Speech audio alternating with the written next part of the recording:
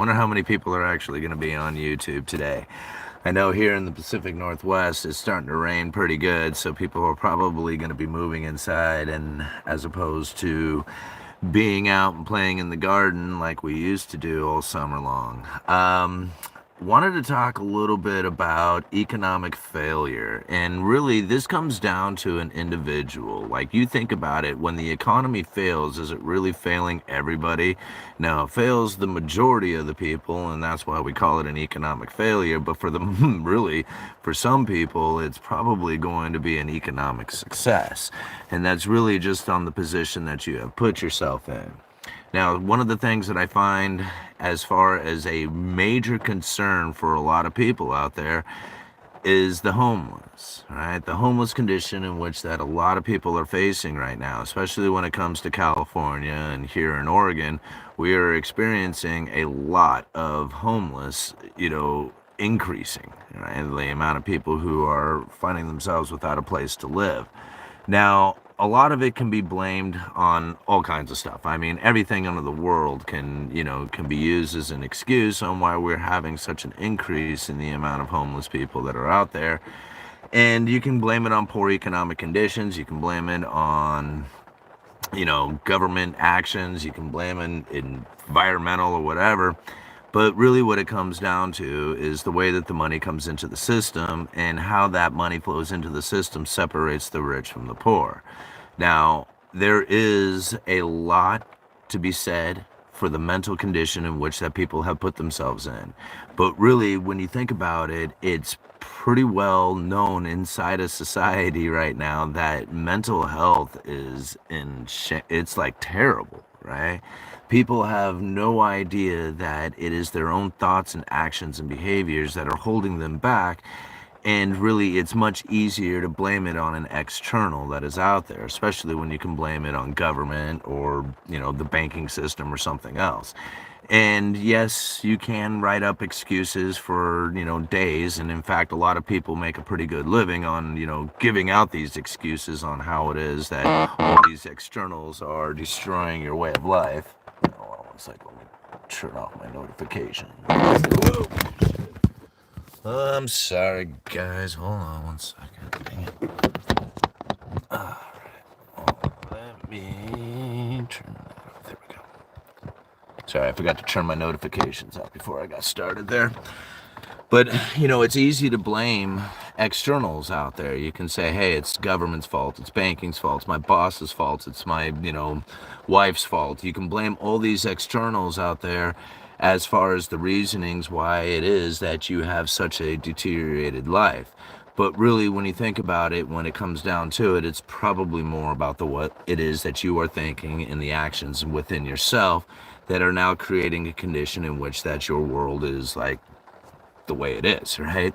This is something that we have just recently talked about. My last video, we talked about manifesting your realities and how that happens. And really, it's the truth of it. I mean, whether you're homeless or you're a millionaire, it's generally most likely going to be because of the things and the actions and the thoughts that you have had. Now, I'm not saying that people haven't had a bad break in life. I mean, there's things that happen that are put them in a condition in which that was not necessarily due to the things that they have done for themselves or to themselves, but just luck of the draw has put them there. Now, that doesn't necessarily mean that they have to continue to be there, right? Now, everything is the story that you tell yourself. And again, if your story is, I had a wonderful life, but then these things happen, and that's the reason why I am sitting here now, and I blame it all on this external thing that has taken place. Again, that's the meaning that you have given it. And generally, you're going to find that your mental conditions from that are going to deteriorate, and life in itself will be, one that is not of success and reward, right? So again, like when we think about some of the things that are taking place out there, it's easy for government to say, hey, let me step in and let me do something to try and alleviate this problem. Here, let's throw hundreds of billions of dollars at the problem and see if that fixes it. Oh, I'm sorry, it didn't work. You're still not thinking right. Oh man, we just had all this money we just give you. How could that possibly have not fixed the problem of you thinking improperly, right? I mean, you see where I'm kind of getting at? It's just like, how is it that you could possibly throw money at this issue and believe in any kind of stretch of the imagination that it would actually be a successful plan.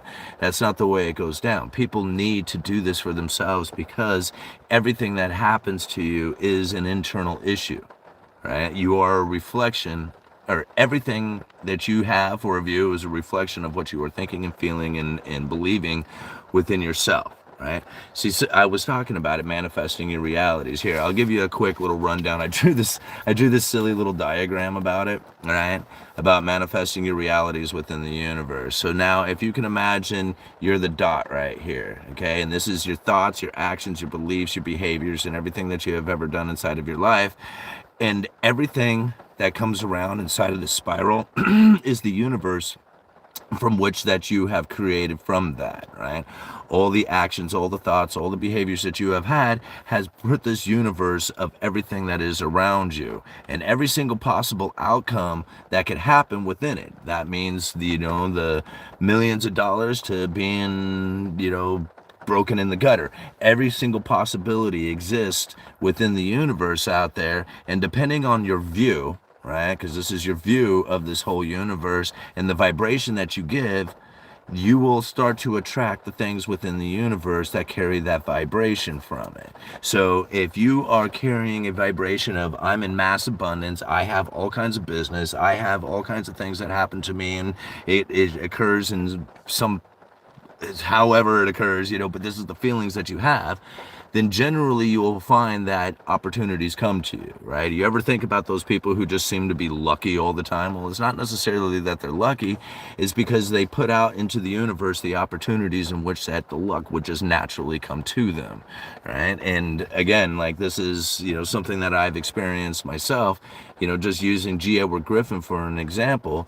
The first time I read his book was 15 years ago. I thought, man, it would be really cool to meet this guy. 2 weeks ago, it finally happened for me, right? Now, I didn't necessarily put forth effort to go and meet G. Edward Griffin, but I did put out effort to do things within my YouTube channel, within my life, that would have resonated the ability out there, that vibration out there, to put into my life the capabilities to have lunch with G. Edward Griffin. And, and it happened. It's almost as if it was magic.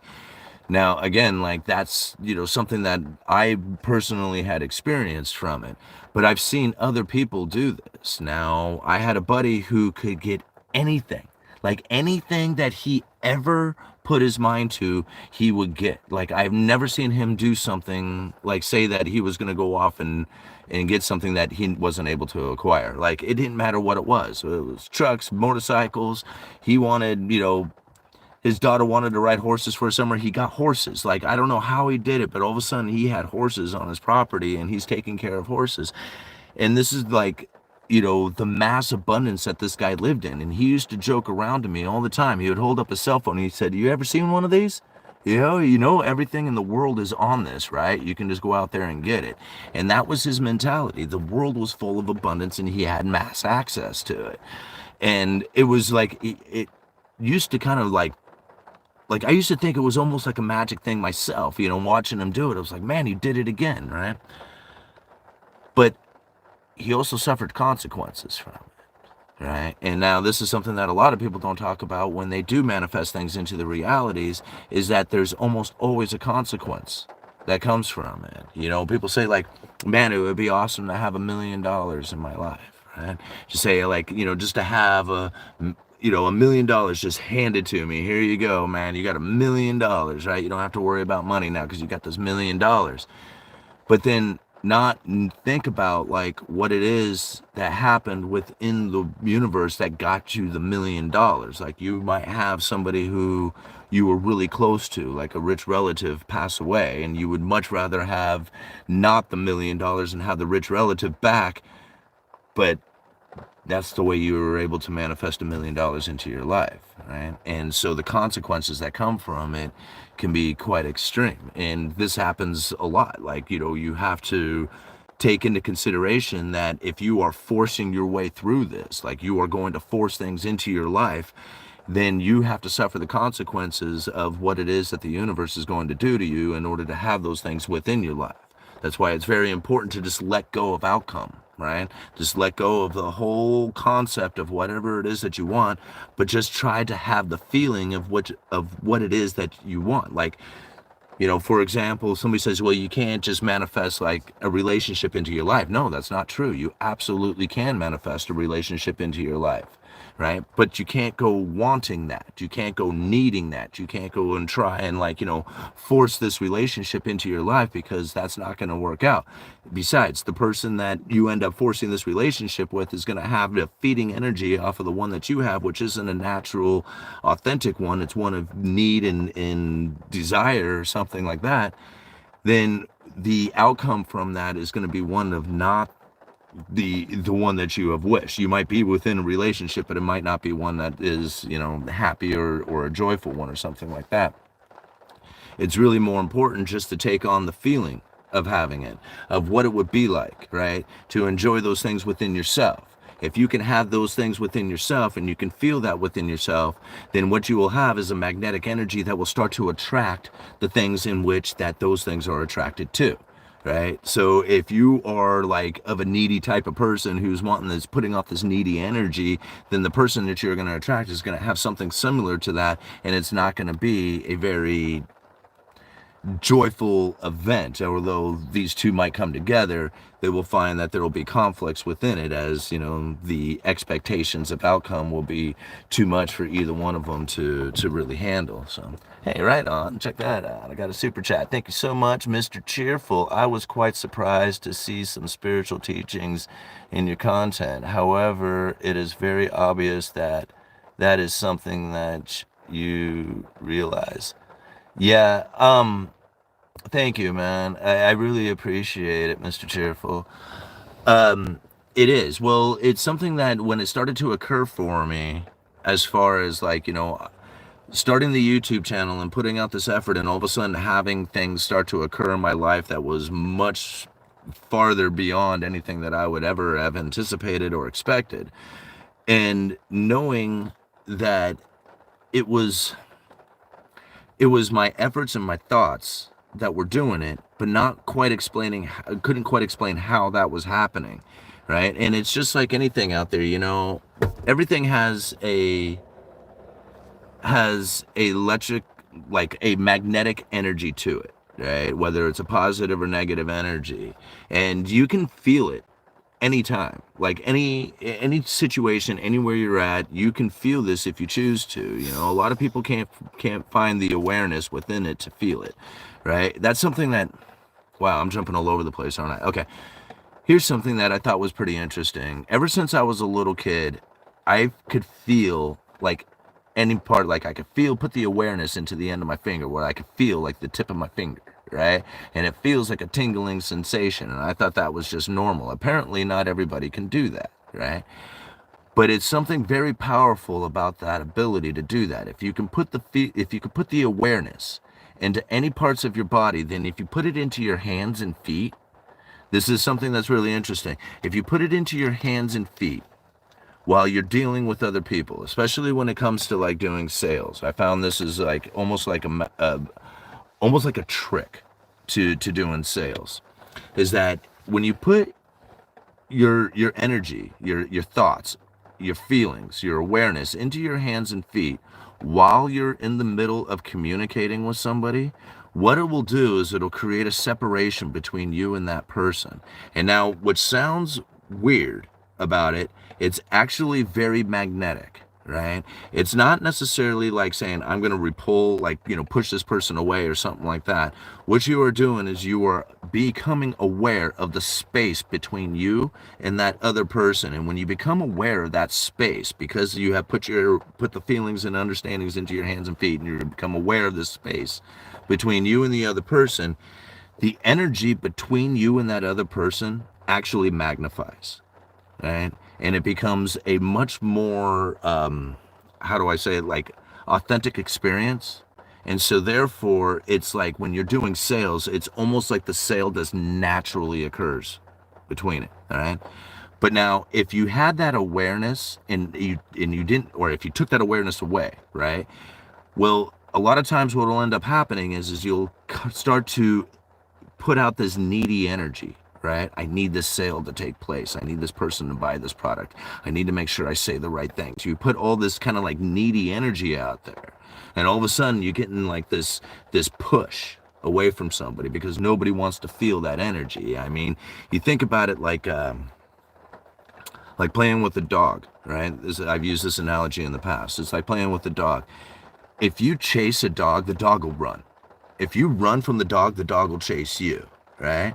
But if you're just sitting there engaging and playing with the dog, right? You both are like chasing each other, having fun, throwing the ball around or whatever, and nobody like the game is just a game. It's not like there's no intentions, there's no whatever. I don't want to try and catch the dog. I don't know, the dog's not trying to catch me. It's just a game that you're playing. The fun that everybody in the dog and the interactions and everything else just goes so much better. But the moment that you try to catch the dog or take the ball away or something, then it becomes like this needy energy you're trying to get, and the dog will feel it and run from you, right? Same thing, like if you ignore the dog, you just don't want to be bothered anymore, the dog can't take it and starts nudging you and messing with you and trying to get you to throw the ball and something like that. It's all the same energies throughout the entire world. You can apply that to money, you can apply it to relationships, you can apply it to your job, everything. It's all the same energy. It's just how you're feeling it. And that's really what it comes down to, is that in order to like harness that, you have to put that awareness into, sometimes it's into your heart. Like if you want to fix an issue that you have with somebody, right? There's a meditation out there. Somebody was asking me about meditations too. Wow, I'm really going off. Wow, I was going to talk about homeless. Anyway, there's a meditation out there for fixing issues that you have with other people, right? Like you had a fight with somebody, you had an altercation or whatever, maybe not a physical, just like, just a disagreement or something like that, but it was intense, right? Then you can do this meditation, and it sounds silly. And it was the first time I heard this and I tried it, I was just like, this is lame. This is very difficult to do. And I don't know if I could put myself into this whole thing and do it, right? But it's Ho'oponopono, right? And it's a Hawaiian practice of which that you basically say the four things over and over again with a particular thought or a person in mind, right? And it's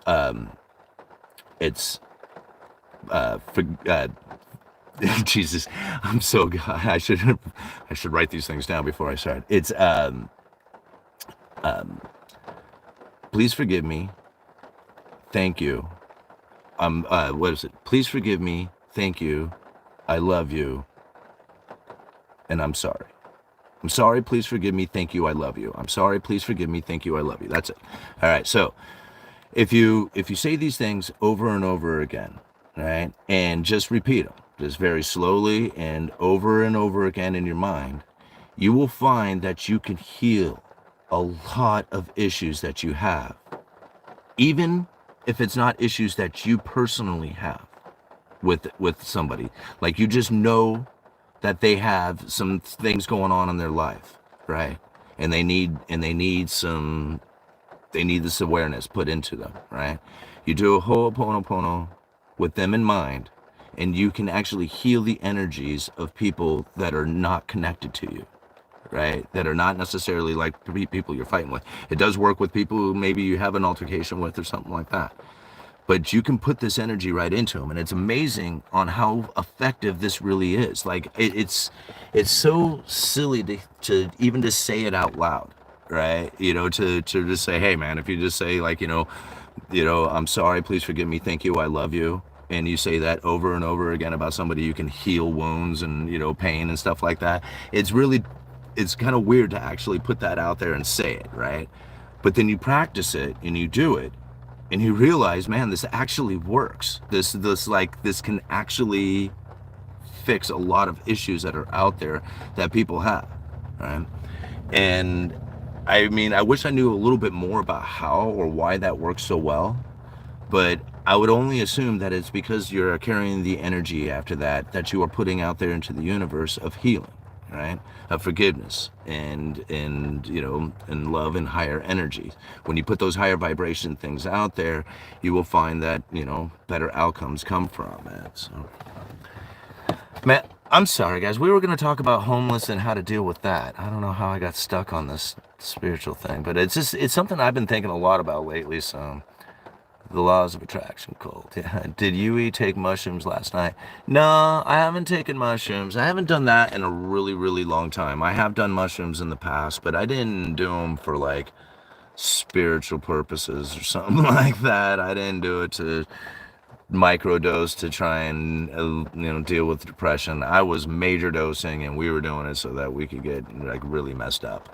And I'm not trying to brag about that because it wasn't like a great experience for me or anything like that, but it is something that I've done in the past. So. But no, I didn't do anything like that. Mental health is affected by the struggles of getting other people to take action. I have the positive mindset, but can't get people to get me a mortgage, make contracts, or commit to anything. No, you're absolutely right.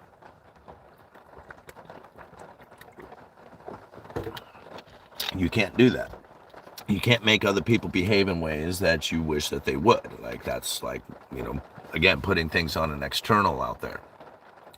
Doesn't mean that you don't quit what you're doing. I mean, you got to keep doing what you're doing, but you got to do it with an energy and a mindset that is different from the one that you are experiencing right now. Because if you keep going at it with the energy and the thoughts and the mindset and the vibration that you're given, you're going to get much more of the same.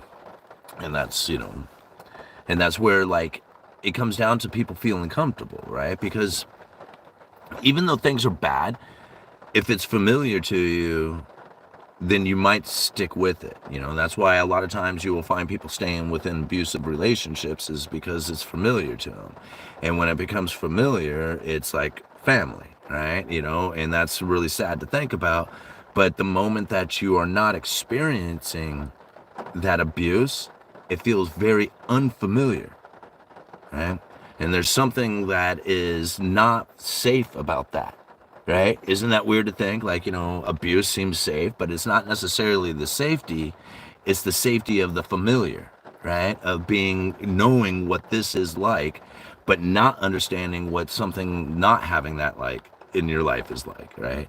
And so this is what a lot of people end up suffering, and a lot of the mental conditions in which they are in, because that's what they grew up with, right? And they don't know how to believe or think or have any kind of other meaning other than the one is that this is the life that I live because I live a life of suffering.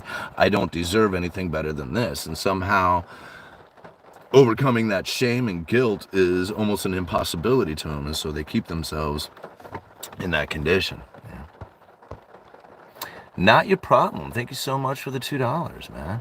What is your favorite brand of torque wrench? It's so funny. Like, I had the baddest, awesomest set of Craftsman tools that you had ever seen that I bought when I was like 20 years old. And over the years, everything has like slowly just kind of disappeared and gotten lost and stuff like that. So I think that Craftsman torque wrench was, I think, the only actual torque wrench that I had ever owned in my life, and I don't know where it is or how long it's been missing. So other than that, I end up usually borrowing one from somebody if I ever need it. Yeah.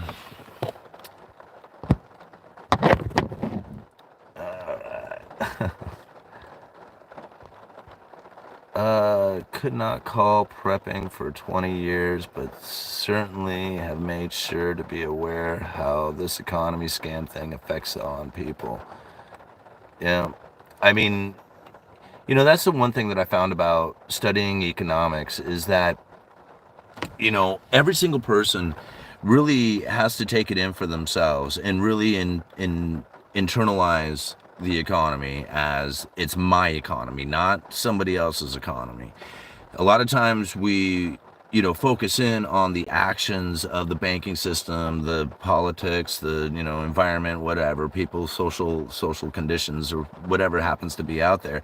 And we externalize these things, right? We put it out there and it's just like, man, if these people had voted differently, then my life would be better, right? Or whatever. I mean, I see it so much, right?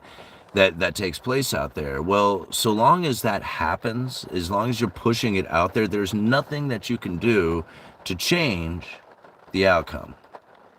All right? The only way you can ever change that outcome is to change the meaning in which that you are giving that information. And so this is not information that affects my life. I change my conditions or my beliefs or my actions based on the information that I have, because this is my issue, not somebody else's issue to fix. Like, it's just like, hey, if you guys did this, my life would be better, and it's your fault my life sucks, right? I mean, no, it doesn't work like that. Your life sucks because you made your life suck, right? I mean, or you put yourself in a condition in which that your life does suck. Or even worse, you're just giving it a meaning that your life sucks when actually your life is probably pretty good, but because it's a struggle and it's hard and you have to show up every day for work, you believe it sucks, right? Or, maybe you have somebody in your life who just is a drag on you.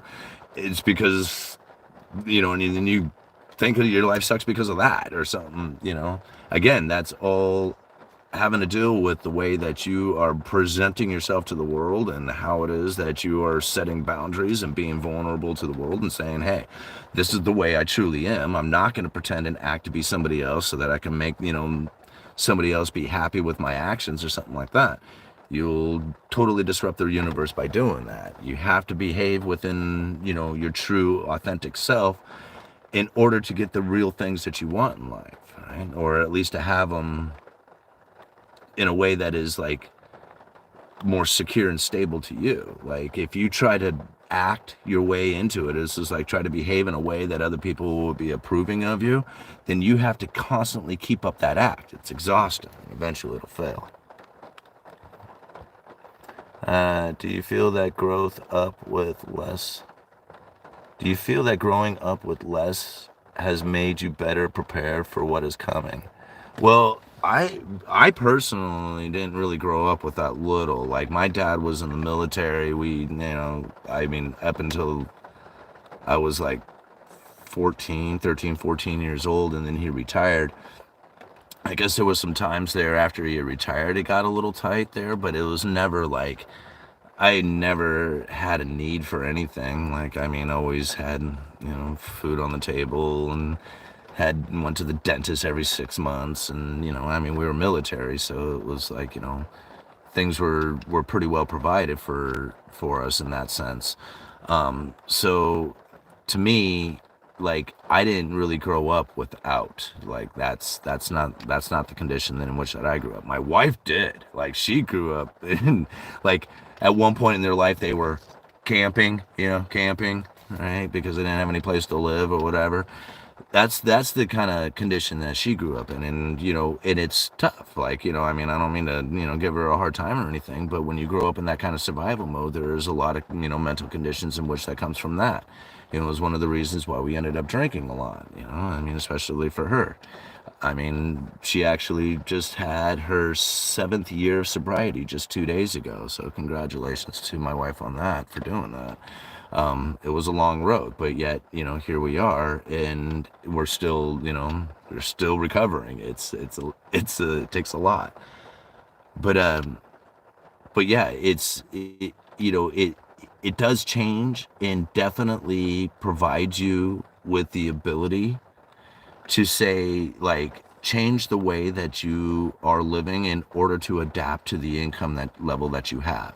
Like, if you have always had an abundance of stuff in your life, always had a new car, always had a big house, always lived in debt, always had, this massive, debt ball and this massive, amount of material possessions. And this is the way you grew up with it. Maybe you had a lot of, the family had a lot of income, family business or something like that.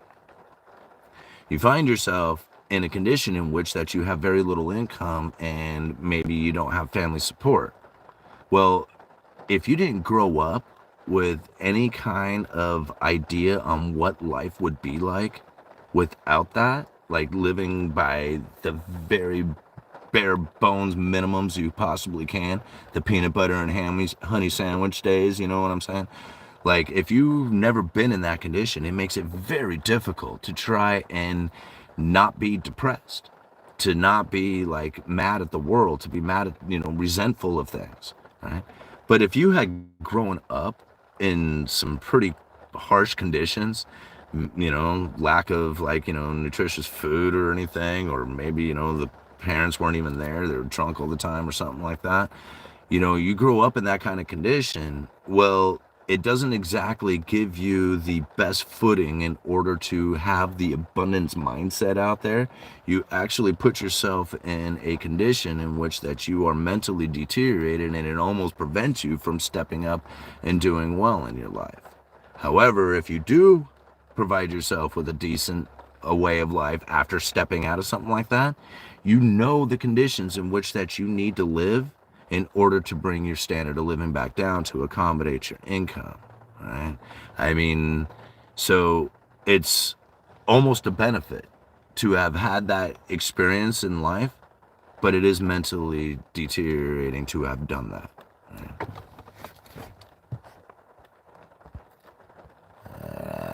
Keep the glass half full. It's easier to top it off. Good evening, gang. Hey, Matt. Good to see you up in here. Did you hear about Doug Casey's YouTube channel getting strikes for discussing the treatment and health event?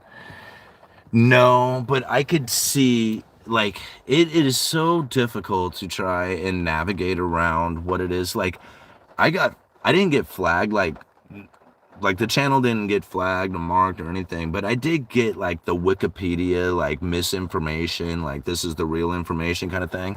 When I talked about, like, I titled a video New World Orders, right? And I wasn't talking about the New World Order. I was talking about New World, right? The whole world orders, talking about manufacturing, right? So the New World Orders that are coming around for manufacturing purposes. That's what I was trying to talk about. Now, the title was misleading in the sense that, it says New World Orders within it. But that's how close I came. Just by using those 3 words in my title, like, I just about had my video flagged, right? For discussing misinformation or something like that. I wasn't even talking about the New World Order. But yet the Wikipedia information talked about the New World Order, so if you wanted to know about it, you could go and click on their link. I wasn't talking about the New World Order, but Wikipedia was, and they wanted to make sure that if you did want to know about the New World Order, they were going to be the ones to present you with that information. I wasn't trying to do that. Mass media teaches us how to think. Somehow we need to work on financial literacy. CFPB, a government consumer advocate, can be helpful. Finding an authentic investment advisor is extremely tricky.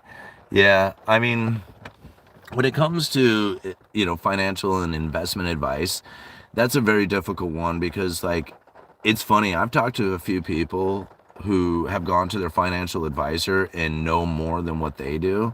My mom being one of them, who was just like, was very displeased with some of the answers that she had gotten from her financial advisor when she had asked a couple of questions about some of the things that she knows from just watching, my channel and watching all the rest, because she watches everybody. She watches every single person out there. I mean, so, but yeah, come down to it, she was just like, man, I don't know if I can trust this guy with my money.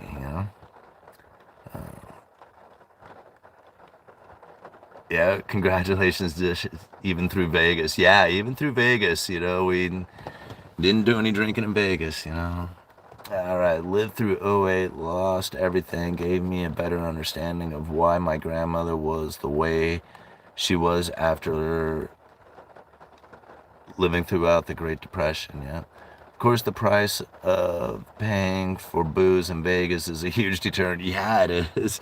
Like, even if you wanted to get drunk in Vegas, you have to be rich. Holy crap, I could not believe how expensive everything was there.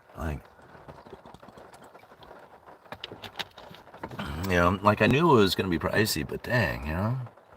Hey man, I've been watching your channel for a little less than a month, and you've got some innovative stuff on here. Love what you do. Well, thank you, Jay. I really appreciate it, man. I mean, I try to be, I try to be different. I try to be real. I try to be, I try to be like I try to put out the videos that I would think that I would want to see. The information in it that I believe that I would want, right?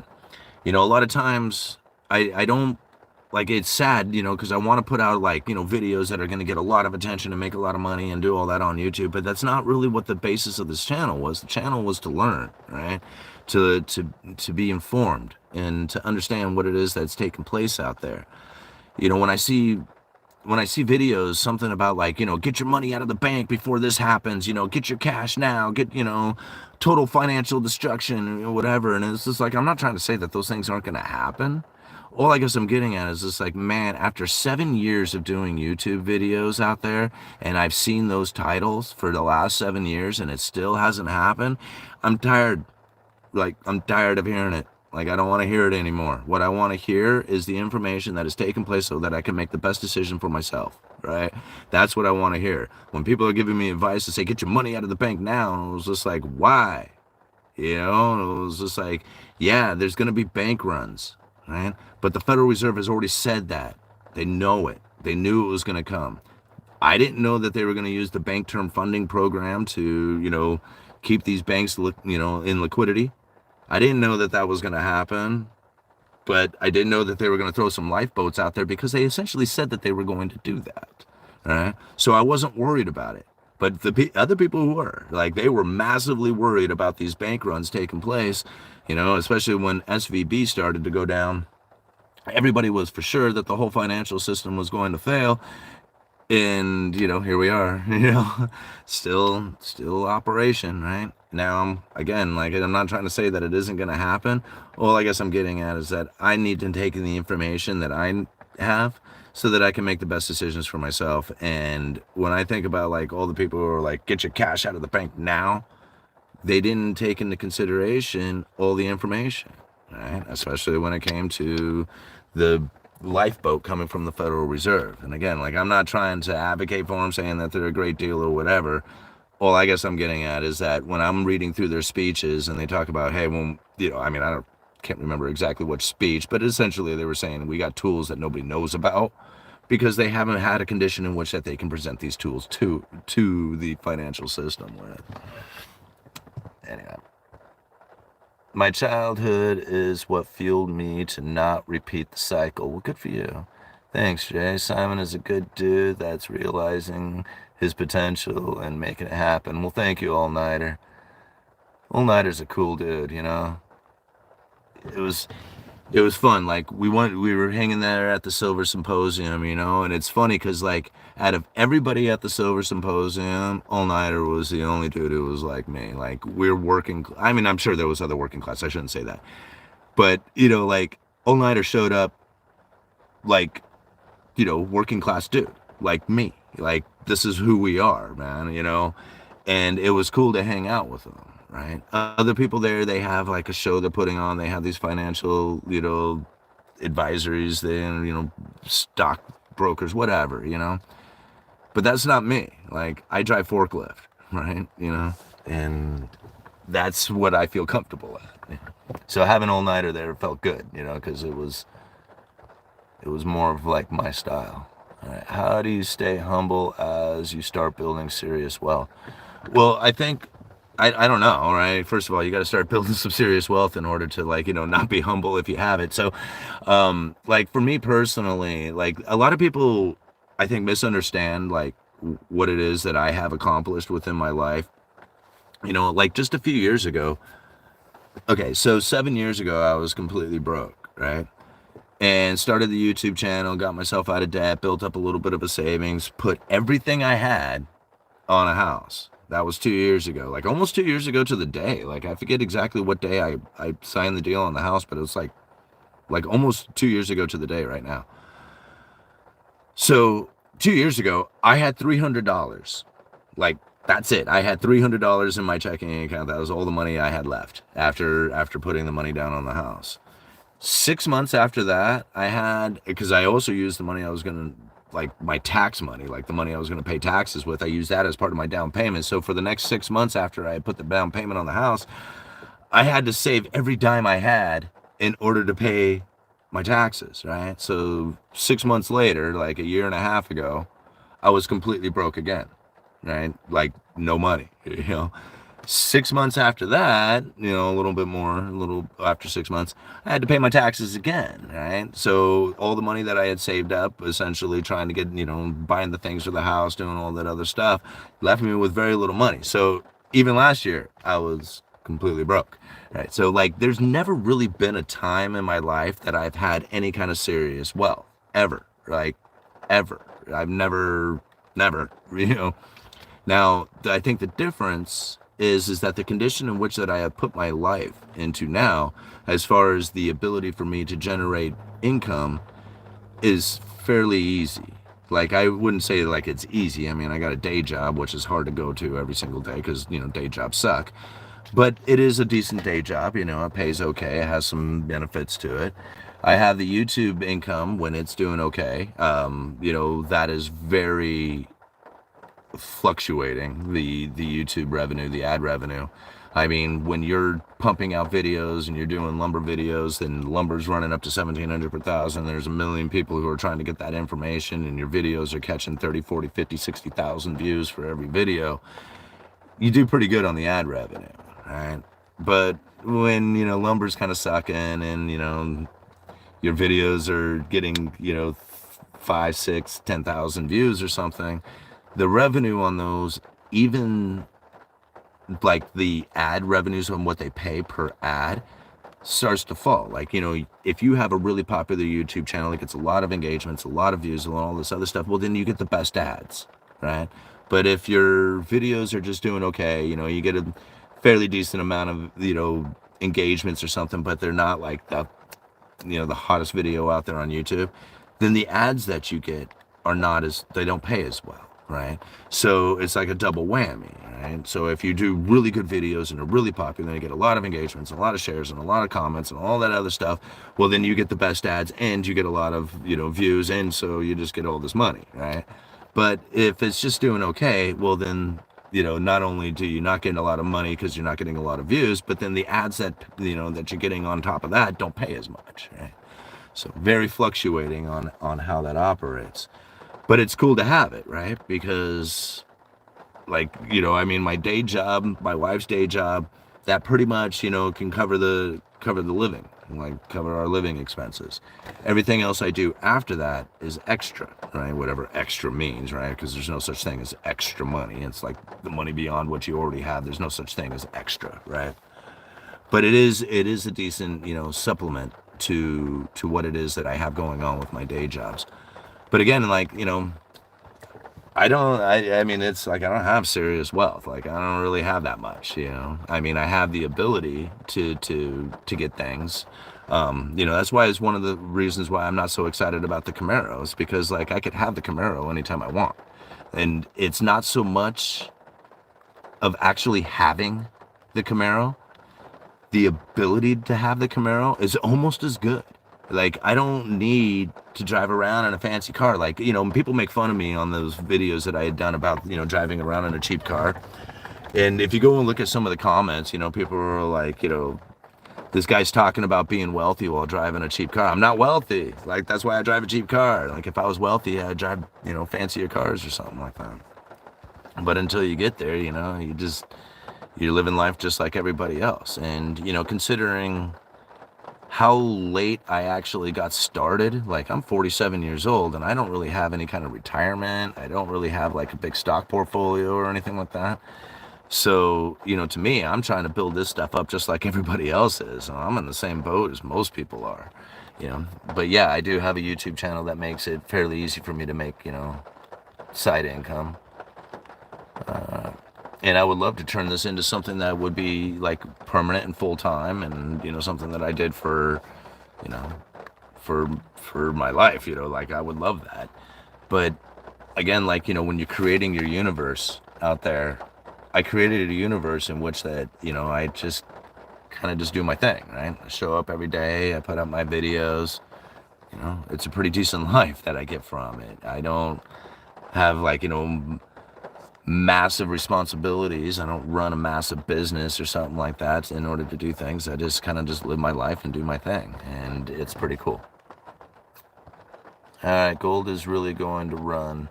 Yeah, hit the like button, everyone. That's funny. I wanted to schedule a visit with a financial advisor just to mess with them, but I don't want to waste anyone's time. Yeah, good for you, man. I knew someone who put vodka in empty Sprite bottles and took them on a cruise ship because the alcohol was so expensive. You know, that's funny because we have the cruise ships stop here in Astoria, and like some pretty big cruise ships. So all of a sudden town will just like flood with like 1,000 people, And it may not seem like a lot to a lot of people, but Astoria only has 10,000 people in it. So like all of a sudden when you have 1,500 people, like all of a sudden just start roaming through town, it's noticeable, right? And it's funny because you'll see them. They'll go to the liquor store and they'll be like filling up thermoses and stuff like that with booze. It's pretty funny. Do you think the market is going to be safe in the foreseeable future? What market? Like, are we talking housing market? Are you talking stock market? Talking the bond market? I got drunk in Vegas. It was an expensive evening. Watched a show. It was Aerosmith. I'm driving a beater car. I have 2 jobs, and people tell me, why do you work that hard? Like, dude, I need money so I can survive in the future. Well, and that's just the thing. Like, if you're taking that money, like if you were just blowing it, like, just taking the money and just like absolutely just smashing it away, or just like throwing it away, as opposed to like investing it, you're going to end up like very well burnt out, right? But if you have that second job and you save all that money and you find yourself in 10, 20 years with like a huge retirement savings or something like that, you're not going to feel burnt out at all. You're not going to feel it at all.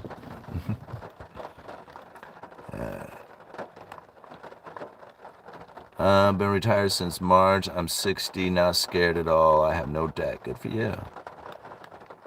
You're my everything. I have no debt, but that doesn't mean I have money. You can't do anything without money. No, I don't agree, man. I mean, I think there's a lot of things that you can get done without money. Like, I don't really have a whole lot of money, and I, traveled around and done some things and, met some people and stuff like that. So, I mean, yeah, there's a lot of things that I can't do because I don't have the money to do it. Like, but there's a lot of things that can be done without money, even things that you would think that would require money to do it.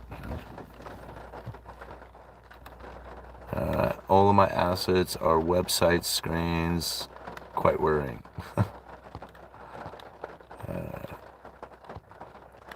Rate hikes are over. I don't know. There might be some more rate hikes coming into the future. I mean,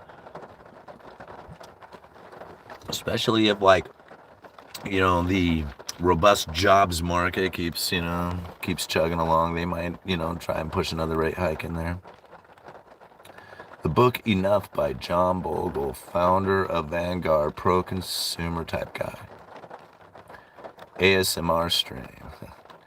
Been watching you for years. Great channel. If rates stay higher for longer, that's going to really hurt the small and mid-cap companies. I personally don't see rates falling until after the election. I don't think the election has anything. I don't know. I don't pay attention to the political end of things. Look it down in the description. Like, I left an article down there talking about corporate debt. Like, there's another wave of corporate debt coming. That's being like corporations borrowing money right now, like issuing out a lot of debt. And the idea, if I got the article right, the idea behind that is that they're trying to front run the idea that there's going to be higher rates coming into the future. And so they're trying to take advantage of the lower rates, even though they're not low right now, they're high. But in fear of there being higher rates coming into the future, they're taking advantage of it now by by selling off some debt. So I'm not like one to, predict what the future is going to be like. But when these corporations are moving in such fashions, then it usually kind of tells me that they know a little bit more about what it is that's going to be coming. Not saying that they're the smartest companies in the world or whatever, but when you have a bunch of them that move like that, to me, it's like, yeah, they know that there's going to be higher rates coming into the future. Something that I thought about, like, too, is like when you have like the idea of liquidity crisis coming, and the chances of you borrowing money during that time is like almost non-existent. Like, you're going to have a very difficult time to try and borrow money during a liquidity crisis because there's no liquidity out there. So the interest rates that you pay are just going to be extreme. If you are in fear of that, then you're probably going to be taking action today.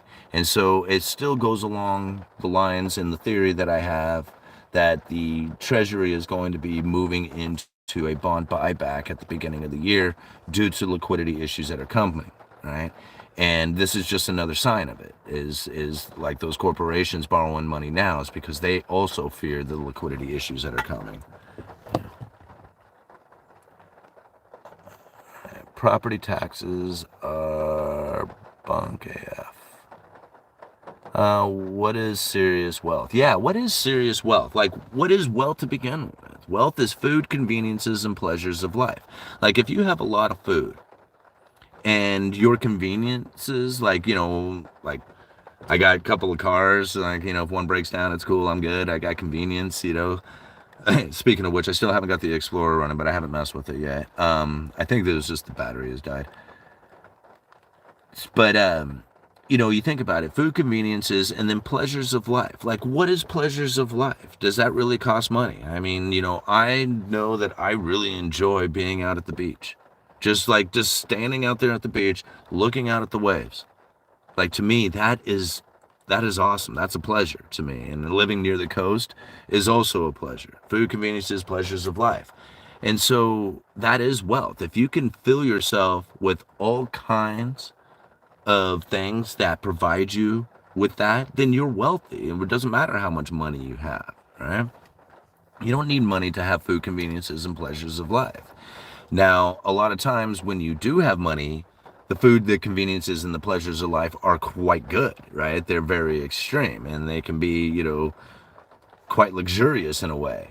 But it doesn't necessarily mean that, you have more wealth than somebody else does. It's all the meaning in which that you are giving it. I mean, somebody who's living, in the mountains on 1,000 acres by themselves might find that they are surrounded by all the wealth that they could possibly have imagined, right? Where somebody who's living in a penthouse way up in, some city or whatever might be feeling the exact same way, right? It's all about the meaning you give it. Having wealth is much better the second time around. Yeah, I can imagine that having wealth and losing it and then getting it back again would be much better on the second time around. Happiness is wanting what you have, not having what you want. That's right. Happiness is wanting what you have. Smoke more weed. Do the longer ads pay more than short ads? Well, I would think that the longer ads do pay more. Really, where it comes down to is watching the ads completely and then actually clicking on the ads. Like, I'm not supposed to say that, as a YouTuber, you're not supposed to promote that kind of thing. But, since you asked, I'm just trying to give you the information on how it gets paid. That's really what it comes down to. So if you watch the ad completely, or if you click on it, then those two things actually promote the channel or promote the ad revenue. And then, yeah, that's pretty much it, but it doesn't really matter. Like, to me, it's not a matter, like, I want the ad revenue, don't get me wrong, because, shit, who doesn't want money, right?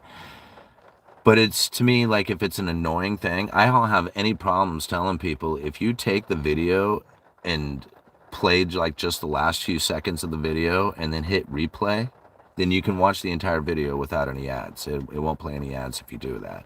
So for people who get annoyed by ads, I just tell them to skip to the end of the video and hit replay, and then you can watch the videos without ads, no problem, right? Because to me, it's like I would much rather people watch the video than to skip the video because of the ads. You know, I mean, it was just like, I mean, like, what's the point then if you're not watching? You know, so you know, to me, like the income really, I try to keep that as a secondary thing because really, I want the if I carry the vibe. Here's the thing, like just like anything out there, in the view that you give it and the vibrations that you're putting out there, right? I'm putting out the idea that I want to put good videos out there. If I put good videos out there and I'm relatable and I have good information and all that, the money will just naturally come all on its own. Like I don't even have to try for that part of it. The moment that I try, it's like chasing the dog. The dog starts to run away and becomes very difficult. It becomes like a feeling that I don't really like. You know, like I like doing the videos where I'm being, you know, very authentic and open and, you know, just having discussions and stuff like that. But when I'm trying to do videos that are going to be attractive to money or what I feel is going to be attracting money, I have a tendency to push it away. And then it doesn't become like I can't get it into my realities, right? Because I'm actually, you know, putting out this needy energy towards it or something. So when I let it all go, just like let go of what is going to happen, let go of the money, let go of the outcome of what it is, and just try to be, you know, true to the channel, everything else will naturally occur, right? I'll get to meet G. Edward Griffin. I get to go speak at the Silver Symposium. I get to go hang out in Vegas with a bunch of cool people. All these things happen naturally, and I don't have to try.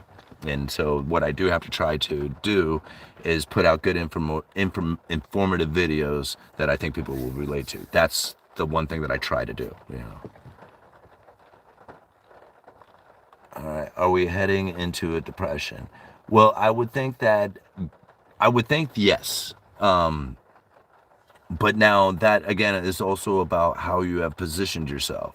So when it comes to depression, I mean, this country has been through countless, I forget, 13, 14 depressions, something like that, countless recessions. I mean, the economy is constantly doing this.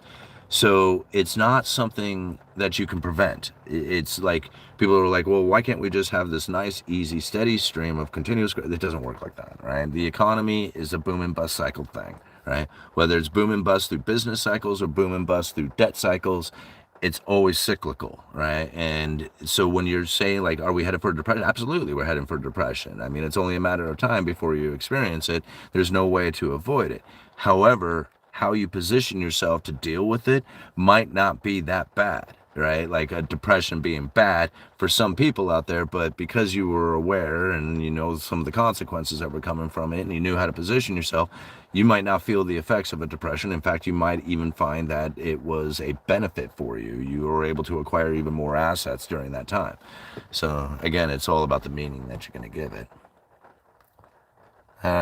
Penis enlargement ads don't pay like they used to. You know, I have to tell you, AB, each ad is personalized to you, right? The ads that you see are not the same ads that I see or the ads that everybody else sees. So, I mean, if those are the ads that you get, just saying. You know. Poor people spend, rich people invest.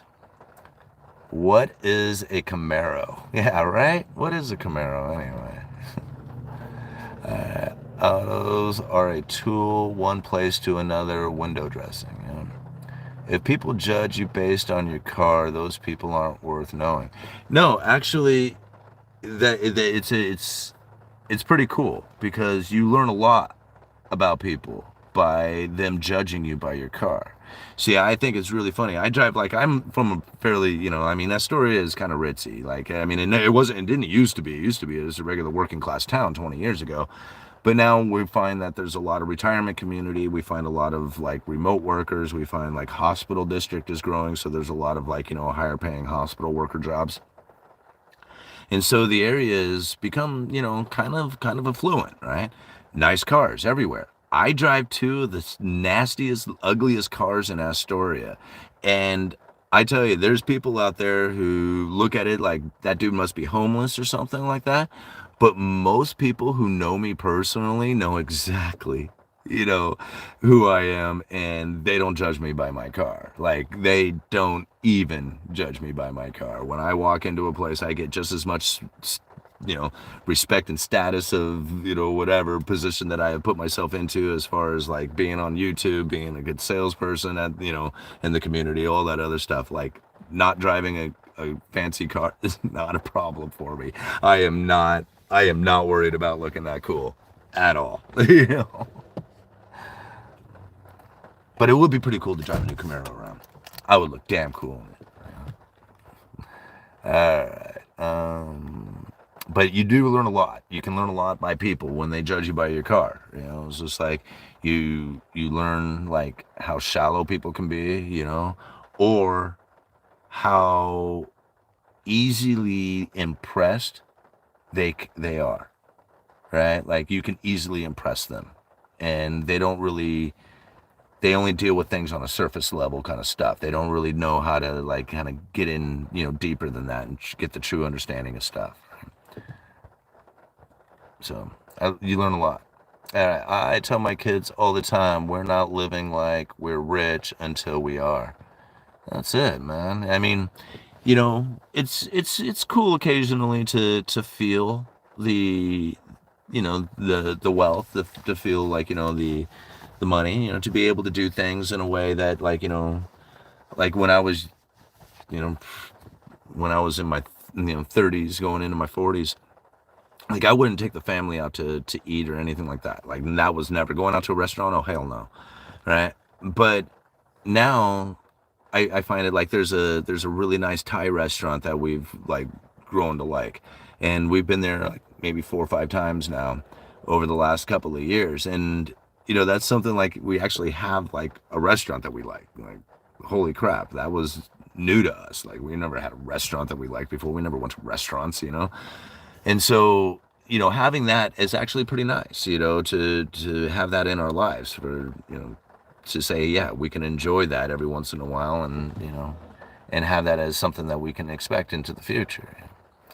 Question: when you mingle with the financial YouTubers, do you get any actionable investment advice from behind the scenes? Yes. And I'll just give you one example of it personally. And it wasn't even from me, but it was my family that had. Now, it, it really had to do with the real estate decision, right? And it was a personal one that my mom, right? So she was talking about it with somebody at the Rebel Capitalist, and they said, well, you know what? Jason would know a lot about this. Jason Hartman, right? Come over here and talk to, I mean, I wasn't even asking about it. It was just like, here, come talk to it would happen to be my mom, right? And so Jason was like, yeah, tell me about what your deal is, right? And so mom, basically laid out like all this, this real estate piece of property that she had in Hawaii. And Jason listened to the whole thing, and he was just like, okay, well, here's my advice that I would give you for your particular piece of property. 2 weeks later, my mom sold that property off, and she still says that it was one of the best decisions that she had ever made. She was so on the fence with it, but, listening to Jason and the advice that he had given her at the time on that particular piece of property, she feels that she could not have done any better than when she did at the timing that she did it. So she was able to get some real advice from that. Now, when it comes to, again, like, talking to these guys, most of them are like, how are you going to promote yourself, Simon? That's what they say to me. Like, what are you doing out there? Are you creating a course? Are you writing a book? What are you doing out there to try and promote your, you and your YouTube channel and stuff like that? They don't talk to me about investments. They don't talk to me like, hey, what stock investments? Are you getting into all that other stuff? They don't talk to me about that stuff. They talk about what it is that I'm trying to do as a person to grow, right? That's what they talk to me about. And I feel like I kind of disappointed them in a lot of ways, right? And I don't feel like I've moved myself, advanced myself fast enough or further, creating something else to try and sell. Like, that's one of the things. They're like, you don't have anything to sell. You don't sell anything. And I'm like, oh, you're right. I don't. Like, I just do my YouTube videos and that's it. And they're saying, well, if you want to, like, if you want to become rich, if you want money, you're going to have to find something to sell. And, that's really where I think I need a book. Like, I think a book would be like something worthy for me to sell. I don't know what I would do courses on. Like, most people are trying to sell like real estate courses or, something like that, how to invest in crypto courses or something. I don't have anything like that. Like, I could do understanding the economy, being economically aware, do courses, something like that. But then again, like, I'm not sure exactly how that would go. Like, I don't even know, like, step one, course one, like, how would that, I don't know, like, how that would look. So, if I got rolling on something like that, it would probably just kind of fall into place. But no, they don't talk to me about investment. They talk to me about how it is that I'm going to grow as a person. All right. Why do people in Portland wear funny socks? I don't know. People in Portland are weird. Like, they're just like, it's strange. Like, everybody has to be different. They have to be somehow obsessed with something. They have to be unique in whatever way. I don't get it. Like, everybody in Portland's weird. I'm doing a channel soon. See ya. Oh, good, man. Mr. Cheerful, you should do a channel. I bought GDX calls out to June. As of yesterday, they were up 40%. Why do Oregonians wear flannel all the time? Because it's cold. Because it's cold. That's why. I watched you years ago, blew my mind away. Well, thank you, 0101. Yeah, I mean, like I said, I was just coming out here trying to do videos on things that I thought people would want to watch. Like, the information in which that I would think that I would want to see, I mean, I found like when I first got into economics, I really enjoyed the fear porn. Like, I wanted to know about how the world was coming to an end and how the whole, dollar system was going to fail and crash and hyperinflation and gold to the moon and all this stuff. Like, I enjoyed watching that stuff. I thought it was cool. And, I found that after years of doing that, like, I didn't gain any benefit from it. I got a big pile of silver, I guess. I loaded up on a bunch of silver, which actually turned out to be a pretty decent insurance policy for me. So I'm glad I did that. But I wasn't really getting anything out of it, and it made my stomach hurt. And I found that I was like limiting myself in a lot of ways because I would like, I just believed that the whole system was gonna crash, right? So I was just like, well, why participate in any of this stuff if it's all gonna fail anyway? And so I found like I didn't do a lot of things that I probably should have or could have done because I was in this kind of like, fear mentality kind of thing. I mean, the information is still good. Even back then it was good information. It's all about the meaning that you give it, though, right? It's like, is this information destroying my life, or is this information that I need to use in order to conduct myself in a way that is most appropriate, right? That's, now I look at things so much differently,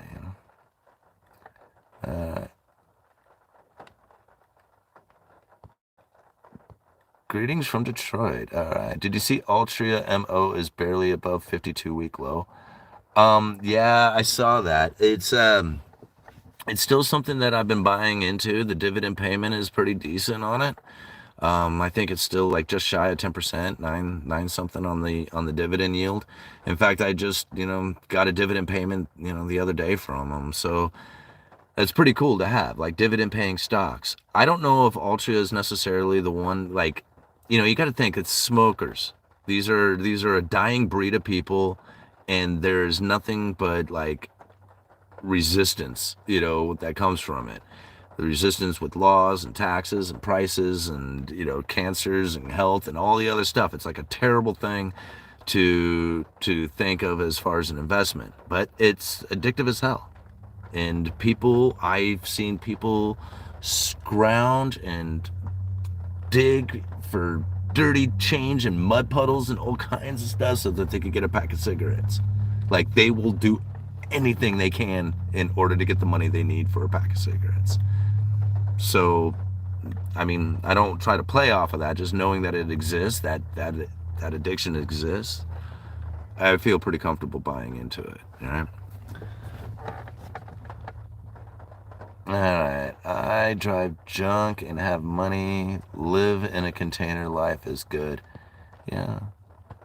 You know, it's funny. I saw like it was funny. I was like a Facebook post or something like that, and it's just like a guy who is single with a job, and something like that, and what's the problem? Something like that. Like basically, why doesn't he have a girlfriend or a wife or something? And I'm thinking, it sounds like he's got his life together. And why would he need anything? It's just like, to me, that's not a problem. To me, that's like, that dude figured it out. So, all right, rates matter little if the banks simply don't want to lend. I work in a restaurant in Portland, Oregon. The owners acquired in 2016. The environment is major pain for the business. Wealth is freedom. Opinionated random discussion with no bearing on life. Weird way to spend your time. Yeah, I agree. That sounds similar to money poor and time poor. I have no debt, own both my 12-year-old cars, and still basically live paycheck to paycheck. Yeah. Well, again, it was just like, if like, I have never not had more than my day. Like, I've always had side income. I've always been trying to figure out ways that I can make money that was beyond the money that I was making. Always. Always. Right? Even when I was broke ass and I wasn't doing a very good job of it, I was always trying to figure that out, like how to get more money in. I have lived paycheck to paycheck my entire life. There has never been a job that I have ever worked, ever, that paid me enough. I don't care how much or how little or what kind of condition of my life. It was never like, my day job has never been enough has never been enough, ever. Right? And so I like living paycheck to paycheck. Yeah, everybody does. That's the way it works. Like, everybody does that. I still do that, right? And I have like multiple side incomes. I still live paycheck to paycheck. Like, my check comes in, it's immediately paid out in bills, like immediately. So yeah, no matter what, you can, like, no matter what condition of life, it's always going to be that way. But what you might find is that bills are a little easier for you to pay than it might be for somebody who's completely riddled in debt, right? And all of a sudden, a dentist bill pops up. You chipped a tooth or something. You need to go see the dentist, have it dealt with. You don't have the money for it, right? Can't even come up with it. Well, I find that when I had very little debt and these crappy cars, and I had some decent income coming in, bills like that don't worry me, right? But if I had a bunch of debt and I was driving around in the fancy car and I was doing all the fancy things, then yeah, a bill like that would upset me. And I would be like, man, what am I going to do to pay this thing? Because if you don't have any other income other than your day job, then trying to come up with more money is very difficult. Like, you have to go out there in search of it somehow. And if you're not already in the mindset of acquiring, money beyond your regular day job, then it makes it hard. Gonna commute for a few minutes, giving the wrench to my daughter while I pilot my truck. My grandfather and dad worked at a logging camp. Simon, that's cool, Evie. All right, Simon, hope you and the family have a good weekend so far. Yeah, it's been great, Benny. Thank you so much. On Dish, that I can't believe shares so cheap when book value at the first of the year was 33, and now the book value has gone up to 34.49, which is $1.49 shares trading at 5:04 Friday. No, Google Greed now plays ads when you watch, replay, or rewind. Oh, do they really? Oh, really? Well, that sucks. I guess I can't be telling people that anymore.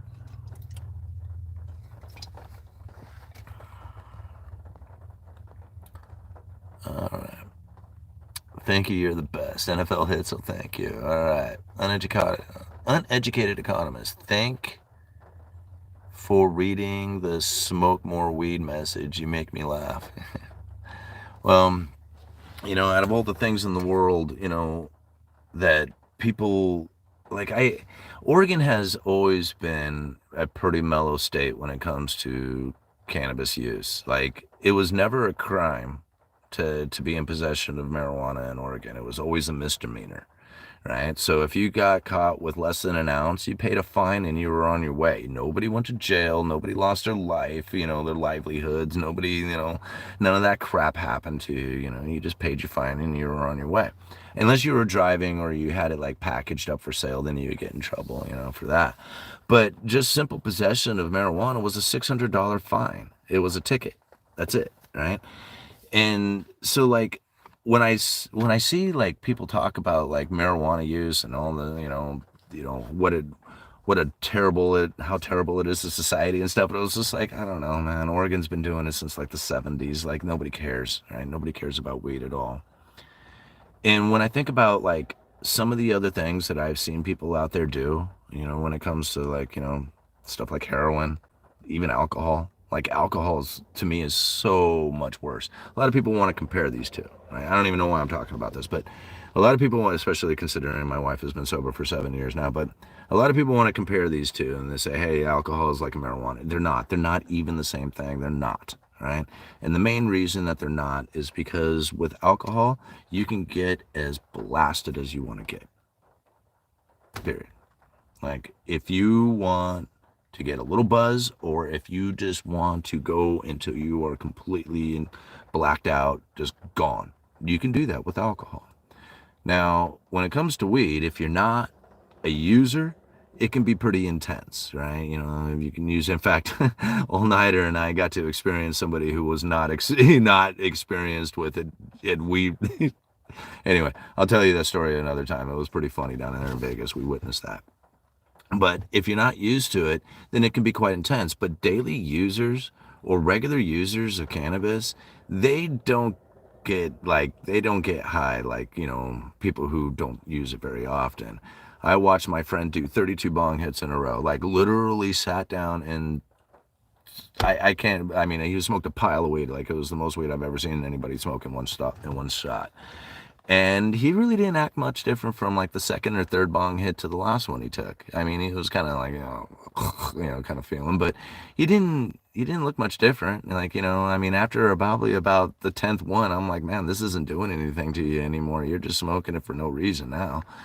And, that's the case when it comes to weed. So I don't look at it the same way. I mean, people don't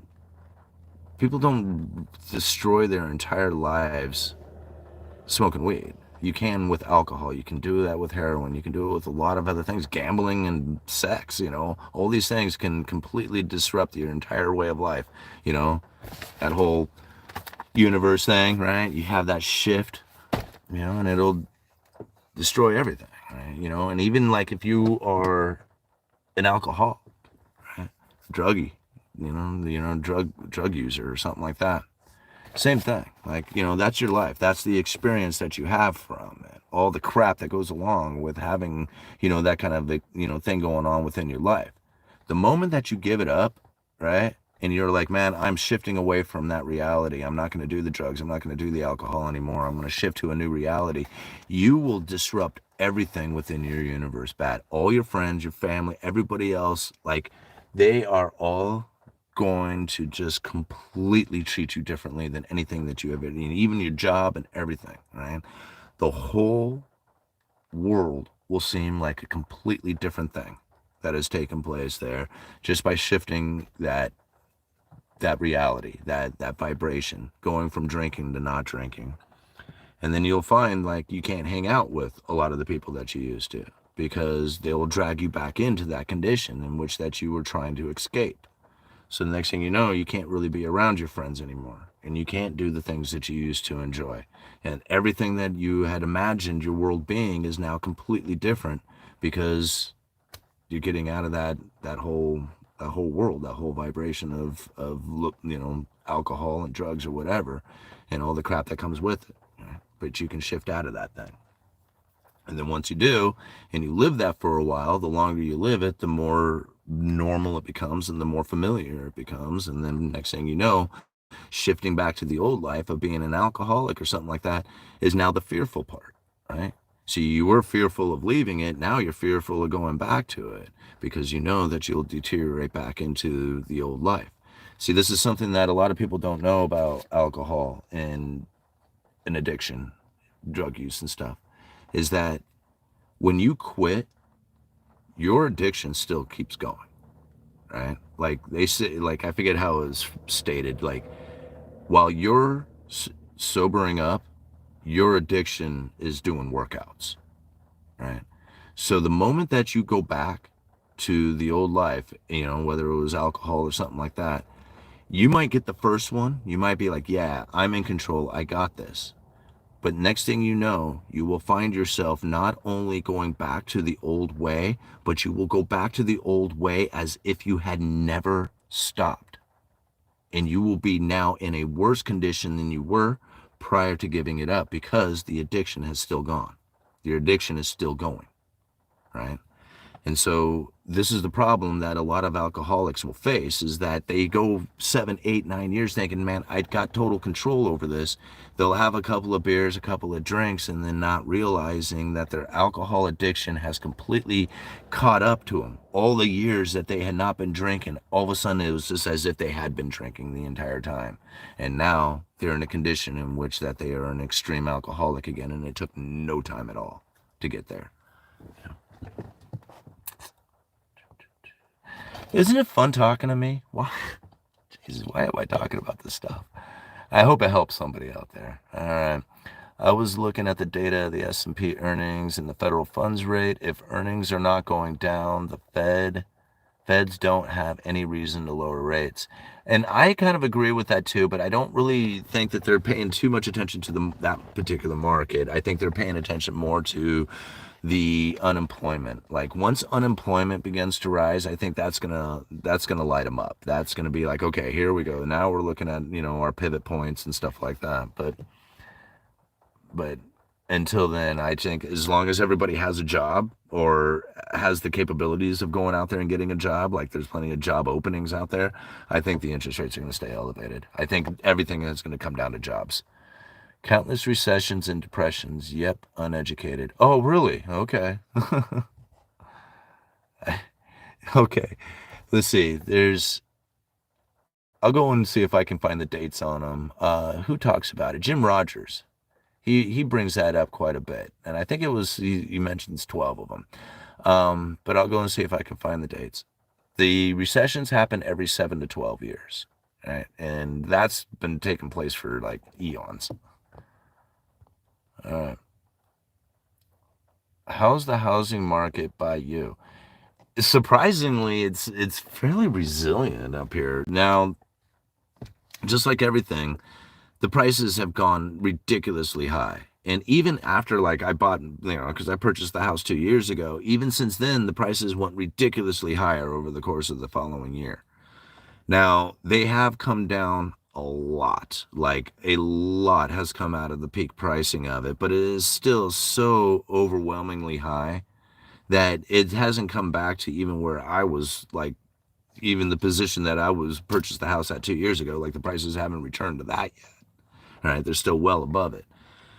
Home sales are slow, but like when I talk to real estate agents around here, most of I don't talk to the young real estate agents. I talk to the older ones, the ones who have been around for a long time, because they're the ones who have experience within the housing market. If your whole experience of the housing market has been just the last few years, then yeah, you don't have a good evaluation of it, because you're in a time in which that was very unrealistic. Homes selling within hours, even days, weeks, that's not realistic. They were supposed to sit on the markets for months.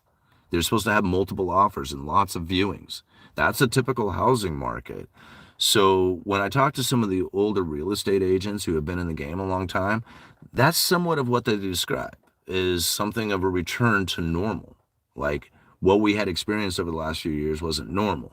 They feel that this is a lot more normal, not to what we have experienced recently, but to their overall career, right? So That's what I'm seeing out there anyway, in my area. Economic suffering only applies to the middle class. I've got a bet with a coworker that the rates will not go up by a 0.5%. Yeah, I think that would, like, are you talking from this point on or with the next like possible rate hike? Because I mean, I would be surprised if they did multiple rate hikes. I think like really they're going to do one and then use credible threats after that if they need to. Like say, I don't know, we may or may not, need to raise rates into the future. But at that point, I think that they could really have a lot of manipulation tactics using the credible threat of of possibly raising rates into the future just by maintaining them. Like, they can say, hey, we can raise rates into the future, and that would have an impact as if they were raising rates, even if they didn't do it. All they would have to do is to say, hey, conditions are showing that we may need to do this. And then the markets would, if you put out enough signaling, then the markets would start to react to that. All right, guys, it's starting to get dark out here. Finance space is good for ads. It's feeding usually related ads to space. Good afternoon, folks. All right. A few banker put and sell eating these two on HRL and CBP. Okay. Hey, Simon, watching you on my lunch break. Your videos are fascinating. Well, thank you, B Aviation. I have seen pirate ships out there on the Oregon coast. A friend of mine has millions and he dresses like a homeless man and has an old Mercedes.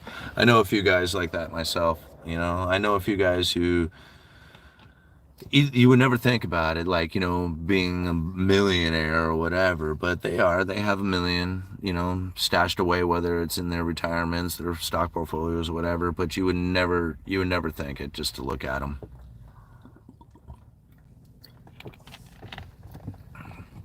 And really, $1 million isn't that much money anymore, right? Astoria, Oregon. Yes, Vinny, that's where I'm at. Simon, if you getting a Camaro, make it a 68 Camaro. Yeah, definitely, man. 68, 69, those early 60s, early 70s. My mother drove us in an AMC Hornet with rusted out holes in the passenger side. Snow would splash up sometimes. I remember a few vehicles like that. A Camaro is a small animal that eats Mustangs. I love a good dinner. What do you think of this opinion I read recently? Since the U.S. holds much of its debt in its own currency, they can't go bankrupt. Okay. That's yes, but there's a consequence to that, right? There is zero chance of default, right? The United States will not default on any of its debt, like zero chance of default. Guaranteed to pay 100%, right? Problem with that being is that the purchasing power of the money that they use to pay that debt may not have the value to do anything with. So yeah, there's no chance of default. The government has, we have a printing press, so there's no way that we can fail to pay the bill, but we cannot guarantee the purchasing power of that money. So there is a consequence to it as well, right? So, which would essentially be a default anyway if you can't use the money for anything. So. Just reality check. Russian didn't believe that the Dust Bowl was a thing because all the poor farmers had a Model T to live in. Rich is relative. What kind of vehicle is that? What, the one that I'm in? It's an S10. Maybe you could create a minimalism course. Yeah, interesting. I know, you guys, like, I get so many suggestions. Like, I mean, I've had, like, Matt and, a few other people, and they have like these really good suggestions on things that I should do. Like, even doing like the speaking engagements and doing like a conference kind of thing. Like all these guys have these really awesome like, plans, and they would even say, "Hey man, I mean, I would help. I don't even need that much. Just a little, just a little bit of expenses just to, or just cover expenses or whatever." Like I would totally be down for all that stuff, but it's really difficult for me to get into that mindset because I've never really done it before. Like I mean, I've gone to these conferences, but I've never put one on. Like watching Patrick put on the Silver Symposium. I mean, holy crap, that dude worked. I mean, he was hustling the entire time. I mean, it was just like, holy moly, dude, I don't know if I had the energy. Like, I mean, he was on it the entire time. And so there's a lot of effort, there's a lot of stuff that needs to go into it, a lot of logistics and things, and like my mind just gets bogged down by it all. But I mean, those are just excuses, but I need to start doing stuff like that. I need to like, I need to start making this channel grow again. All right. Thanks, bro. Hopefully he answers what year. All I can tell is that it's a Ford Ranger. It's not a Ford Ranger. Sell your interpretation of the Fed policy and news, dude. Like, hey, like what? Like a newsletter? Like, I mean, I have like a Patreon account, but people started getting mad about Patreon. They're like, dude, I can't believe you would stoop as low as that. And I'm like, I don't know what's wrong with Patreon, But I mean, I do have a Patreon thing. And I guess I could be active there, and actually start typing things up and be there. You ever worry about your truck getting broken into with that big vortex sticker on the back window? No. Why? I mean, you take one look in my truck and you're not gonna be like, I mean, you're gonna say there's nothing in there, I mean, there's nothing in my truck to steal. There's like, I don't even lock the doors. Like, I don't even know if I can lock the door. This door was hyperextended out there. It's like all bent out at one point. I'm thinking of moving to Grants Pass, Oregon. It's nice there. Yeah. Maybe that's a Chevy logo on the horn, but I still think it's a Ford. You're wrong. It's an S10. I live in Portland and wear normal socks. Also, keep Portland weird is a slogan for a reason. It's not keep Portland weird. Portland just is weird. Like, you don't even have to keep it weird. There's nothing, you don't have to, there's nothing about keeping it. It's just naturally weird. What's your keychain? Oh, you like that? It's getting dark in here. Oh, hey, wait. I bought it from a county sheriff. Clatsop County Sheriff's Department. So, yeah. A lot of people think that I'm a cop because of that. I think that's funny. All right. Why do Oregonians vote socialist and flannel all the time? Yeah, I don't know. Like, it's definitely like some. Like, there's a bar downtown that has like all this socialist like mural stuff on the wall, like like power to the worker, it has like this big fist with all these hands like reaching up and touching the fist. And it's like first time I walked in there, and like I was not expecting it at all. Like I walked in there and I'm like, whoa, whoa, look at all this, right? And I mean, it's just like hammer and sickle kind of things going on all over the walls. And I'm like, Jesus, this place has changed. But yeah, that's a kind of a mindset around here, from a lot of people. I personally don't. Like, I'm a constitutionalist, and I spit out Constitution stuff all the time. People start talking about like rights and privileges and stuff like that, and I school them all the time on what the difference between the rights and the privileges are. So, all right. Why do you think about tapering? What do you think about tapering the Ponzi scheme? Which one are you talking about? Like, Yui, I know you say you're not a fan of the Fed, but as of late, it seems like you are quite their cheerleader. Well, I don't know what to say, man. I mean, do you want information that is going to present it to you in a way that says, "Hey, man, these guys are here to destroy your entire life. You better do something about that." Well, then go do it, right? I mean, I don't know how else to put the information out there other than, "Hey, this is what I see taking place. I'm not a fan of the Fed, but the Federal Reserve is going to keep interest rates elevated for a significant amount of time because they said that they were going to do that." Like, I don't know why that would be a fan of them. I know other people out there are like, the Fed's going to try and kill you. They want you dead. They want you suffering and pain. And there's all kinds of reasonings for that. And you can go and find the information that'll present it to you like that. I don't look at it that way. I look at it as, I need to take this information in order to position myself for the best that I could possibly do for me and my family. Now, if I was to look at the Federal Reserve and say, they are my enemy, they are going to destroy my life, they are going to do all these horrible, nasty things that a lot of other YouTubers are saying out there, and guess what? If I give it that meaning, that's what will occur, right? Because that is the view that I'll have. That's the vibration in which that those things will occur to me, right? I don't look at it like that. I look at it much differently than that. I use this information so that I can best position myself. I hope that I put it in such a way with this information out there that I can bring the positive things into light that I need in order to be happy with my life, right?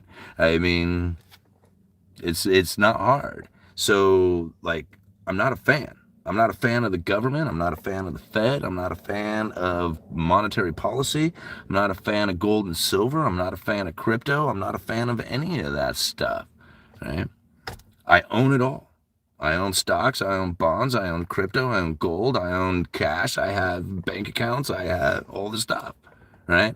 But I have no expectations of any of these things. I certainly don't have any expectations of the Fed, right? What I have is the expectations that I am going to use the information that I have gathered to best position myself.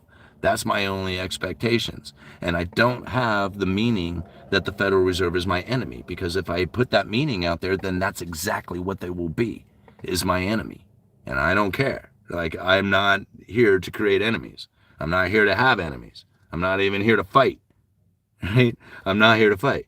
I'm here to win. I'm here to win everything that I do. And, like, that's what I try to do, is try to be a winner at everything, right? Fighting the Fed isn't going to work. Like, you can't fight the Fed. What are you going to do? Go buy gold and silver and crypto and don't touch cash. That's easy enough. Then you'll be away from the Fed. You won't have anything, like, you won't have any exposure to them whatsoever. It won't matter anymore, right? All right. Keychain came with the vehicle bought from a sheriff. Yep, that's exactly right. Sell lumber future courses. I don't even know how to sell. I don't even know how to buy or sell lumber futures. Like, it's 110,000. Well, they're smaller now, but they were at the time like 110,000 board foot contracts. I mean, that's an entire rail car full of lumber. What the hell would I do with that? Like, I don't even know how to handle that. I don't even know the physical, like, I wouldn't even know, like, how do I get onto an app or a phone call or whatever to buy and sell a futures contract? I don't even know how that works. Increasing wealth, inequality, come a basic necessities such as housing out of the reach of the common can't be a good thing. Well, no. I mean, it's not. The increasing of inequality is due to the new money that pours into the system based on the way that we have conditioned our monetary systems to be. We export cash and we import products from around the world. And with that gives us the new money that comes in. And when we have that new money coming in such fashions, it separates the rich from the poor. But that's going to happen no matter how you go about it. There is no fixing that. Like, the fixing of the problem, there is no fix. Like, if you do anything to reverse it, everybody falls into poverty. So, it's just the condition in which that we are now in. People may vote, but do you think these votes actually mean anything when it comes to decision made and outcomes of the elections? I don't. You know, it's one of the reasons why I gave up on voting for president. In Oregon, we have mail-in ballots. We have 3 electoral votes. By the time our votes are counted, the president has already accepted has already gotten, done their acceptance and all that. Like, we don't matter. Oregonians do not matter when it comes to voting for president, period. Like, it just doesn't make any difference. uh, Do you like index funds? To me, they're an absolute best way to invest in the stock market instead of trying to pick the winners. I have the Vanguard Russell 1000 Growth Stock ETF, and I have the Total Stock Market ETF. So they're not really index funds, but I mean, I do buy into ETFs that have like a group of stocks that are in them.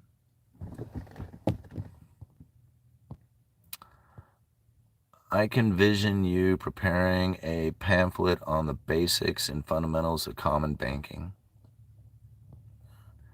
You're right. Oh, funny guy. Okay.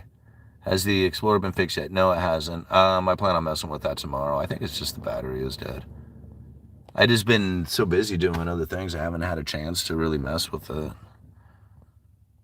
So, and that's kind of the convenience of, having multiple vehicles, is that when one breaks down, it's just like, it's not like it's a major priority for me to have it up and running because I need it. I do want it back up and running, but it's just like I had other things going on. So now, like tomorrow, I just get to casually kind of screw around with it and see what's wrong. All right. Hello from Idaho, your former neighbor, Alexander. Oh, hey, Alexander Papas. Nice, man. See, now there's another constitutionalist right there, guys. He left, he bailed out of Oregon. He's like, screw that, I'm going to Idaho. Yeah, he did. He was like, I can't take this place anymore. And I don't mean to talk your business, bro. I'm sorry. I probably shouldn't have said anything.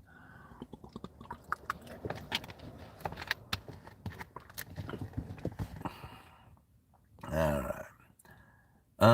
Debt is incredibly evil. You don't understand unless you are out of debt, and it's totally energetic difference. Man, I know that feeling. In fact, I did a video here on my YouTube channel about the day I got myself out of debt after I've been in debt for years.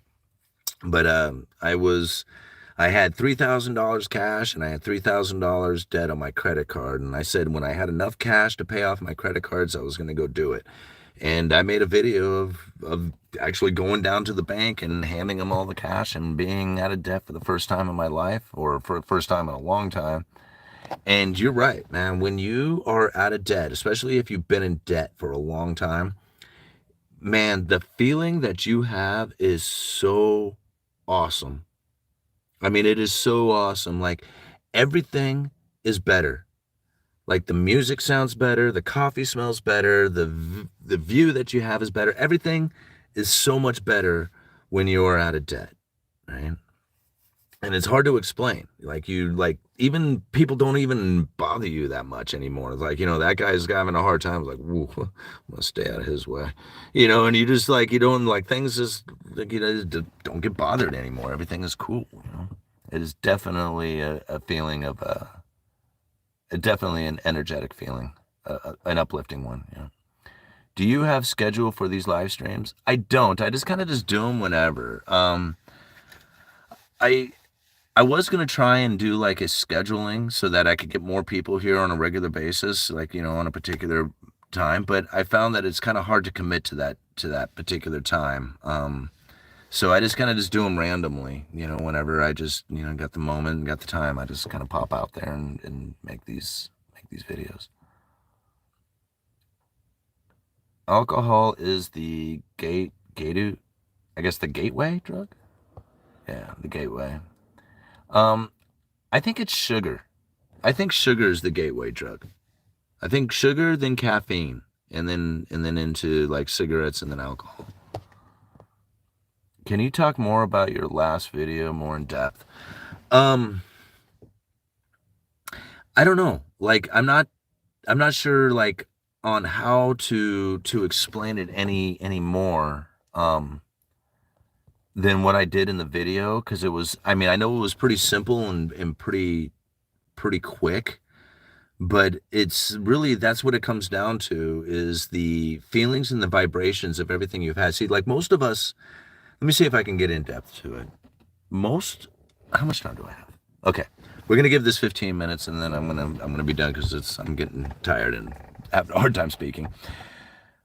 Most of us, when we grew up, we take on these certain ideas, understandings, beliefs, and these actions that then bring us to the world in a way that has a reflection from these experiences and thoughts and ideas and beliefs that we have. So,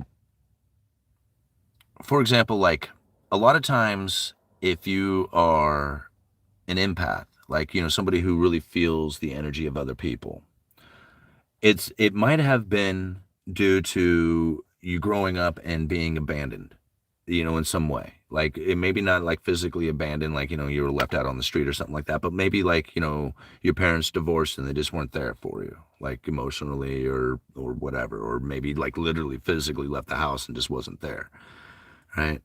And at that point, like especially if you're really young, you internalize this. You're like, okay, what do I need to do in order to feel safe, right? What do I need to do in order to feel whole and complete, like, make the family feel whole and complete? So a lot of times what'll end up happening is you tune to, your parents or your maybe your sisters or brothers or whatever, and you condition condition yourself or whatever into a way that says, hey, I need to be a particular way in order to make sure that everybody's happy, right? To make sure that there's no problems or something that comes from it, so that I can get the things that I need, so I can, feel safe in my environment or something like that. So what ends up happening is you end up not even realizing it, you become this people-pleasing behavior, right? Making sure that the people around you are good, right? And if they're good, then you feel okay, right? Well, what ends up happening as you start going up in life, you find like maybe the jobs that you'll take, like you'll end up doing things where you do a lot of stuff for other people. Like you might end up in the service industry or something like that, because this is how you feel rewarded, is because if you do something, then people are happy with what you have done, then you feel rewarded or you feel whole and complete, right? This is the condition in which that a lot of people end up putting themselves in. And this is just one of example. And like, you could probably just look at your own life and just like, well, for me, it would be like, like, I had a sister or brother who was really close who passed away, and then I didn't feel like I had anybody near me anymore, and I felt all abandoned or something like that. Like it could happen in all kinds of ways, right? And it's not necessarily just an abandonment. It can just be any kind of issue. Maybe the parents weren't there because they were druggies or something like that. There's all kinds of stuff that happens. But what ends up happening from that is that now we live our lives and we present ourselves to the world in a way that has this kind of energy being projected from it, right? And so, like a lot of times, maybe guys will be too nice to girls that they like or something like that, and try and do things that will be more impressive than they really should, and they end up putting out this needy energy because they're wanting something from them, right? They want this validation, like, hey, I'm a good person, or you like me, or whatever, because they didn't get that from their parents, or they didn't get it from growing up, right? And so they seek this out within another individual. Like, I mean, I don't like to admit it, but like even for myself, right? Putting out the videos and then all of a sudden getting a lot of attention on YouTube, like that was very validating for me. I grew up in a way that I didn't think that I had any kind of real intelligence. I was in like remedial classes. I had a hell of a time reading. I didn't keep up with the rest of the students that were out there. I felt dumb. Like I felt dumb being in school, and I didn't think anything about it. Like I didn't like, some people are smart, some people are not. And I had this thing, okay, well, you're one of the people who are not, right?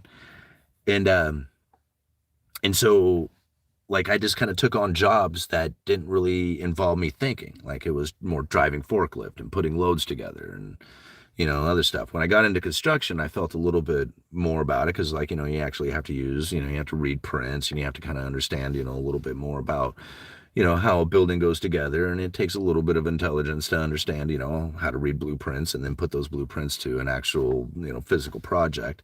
So, I gained a little bit, of validation doing that. But when I got the YouTube channel, people were like, man, dude, you're so smart. You got, and all this other stuff. It was like very overwhelming. And I'm like, no, I'm not. Like, I'm not a smart person. Like, just go and look at my high school, like, diploma's fake. Like, I mean, it's not fake, it's a real diploma, but I cheated to get it. Like, I didn't, like, I'm not like the person who is intellectual. Like, that's not me, right? So when it started happening on YouTube, I was eating it up. Like, I'm like, oh my gosh, look at this. This is like, I started getting like the feeling of validation off of it. And I was almost craving it at one point. Like, I wanted to put these out and then like look for the comments that said, oh man, you're so smart. You're so awesome, And I realized that, man, this is not healthy. This is not a healthy way of going about getting this validation or seeking out this validation on YouTube. You gotta kind of let go of that, right? And so I didn't necessarily let go of it because it still feels good to get, to see those comments and stuff like that. But I took it, I didn't give it the same meaning that I did before, right? And I took it on as more of like, okay, these aren't like validating my how smart I am or anything like that. It doesn't have anything to do with that. What it has to do with is that you have put together enough information now that people are appreciative of it. And that's really what it comes down to. Give it that meaning, right? Is that it's not any more than what anybody else could have done. It's just that I'm doing it, right? That I've gathered this information and I've put it out there and I presented it for people and they are appreciative of me doing that hard work. And that is so much more to me. Right? That means so much more to me than, just getting some, random comment from somebody I really don't know saying how smart I am. That doesn't feel good to me. What does feel good is somebody saying, man, thank you for putting this out. You have helped. You have opened my eyes in ways or given me the ability to think in a way that like I've never thought before. That to me is so much more rewarding than anything else that I've ever gotten from it. Right? So again, putting out the vibration of, I need these comments so I can feel validated, I never would have gotten them, right? Like, even as I started to feel that way, I noticed that it started to go away, right? But when I gave it a different meaning and I said, no, man, you're helping people, right? Now, when I put these videos out, the energy and the vibration of the stuff that comes is more authentic. It's real. It's, it's an actual thing that is happening now. So this is like, again, when it comes to like manifesting things into your reality, it's really, you have to look at yourself and you think, okay, how do I feel about myself?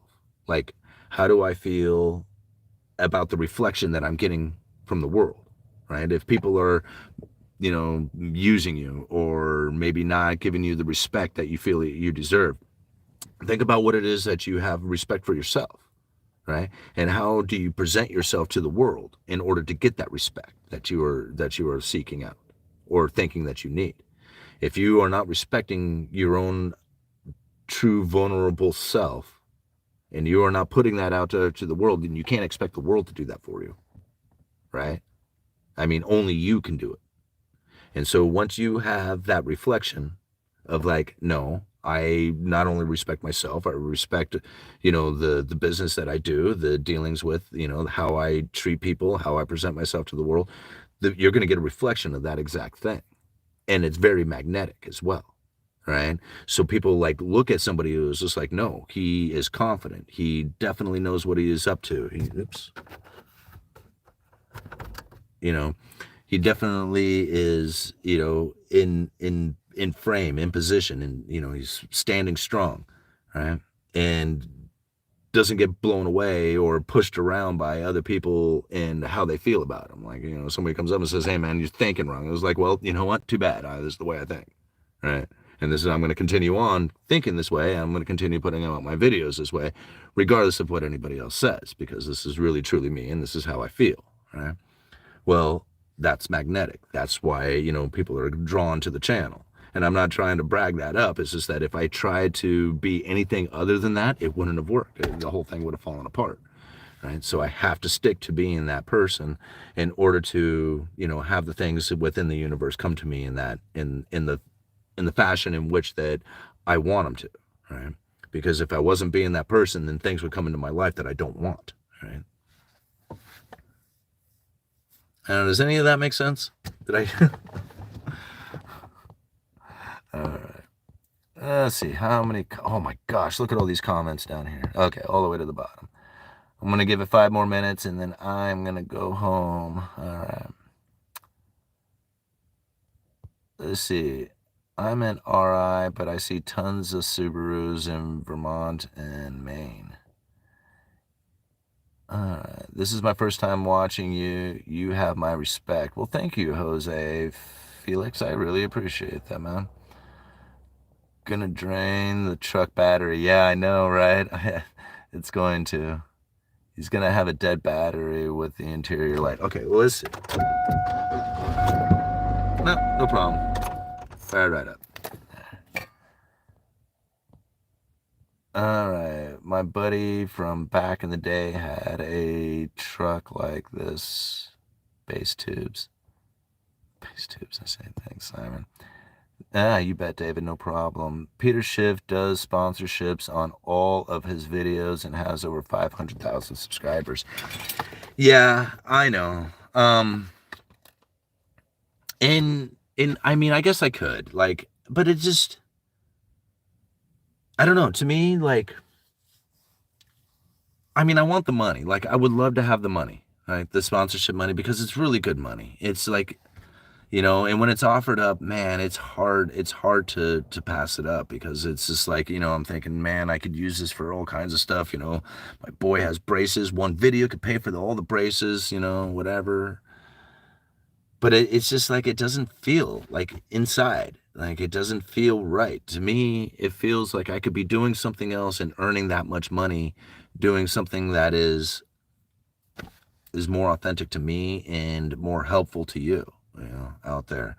And I don't know what it is exactly that I can be doing other than what I'm doing, right? And yeah, I mean, but I agree. There's, I see those other guys doing it, and when I see them advertising 2 or 3 different sponsors in the same video, and I know how much they're making. They're making more in one video, 1 or 2 videos, than I can make all month long, doing videos on YouTube. That's literally you can make a lot of money doing it. And it would be cool to have it. But again, I don't really look at, I look at how abundant I am in everything else. I can pay my bills. I have, I can go to the grocery store and, fill up the grocery cart and not worry about it. I feel like I'm in a fairly decent position, and I don't know what that other money, other than having the money and being able to invest it and feeling comfortable with it, having that money in my possession, I don't know what it is that it would really do for me that's any different than what I've got going on right now. This is the comfort of life that I want. I would love to be able to travel more and, do, and have fancy toys or something like that. But the actual condition of life, every day is an easy day. It's not hard. I just show up for work. I do my day job. I put out my videos. I call bingo.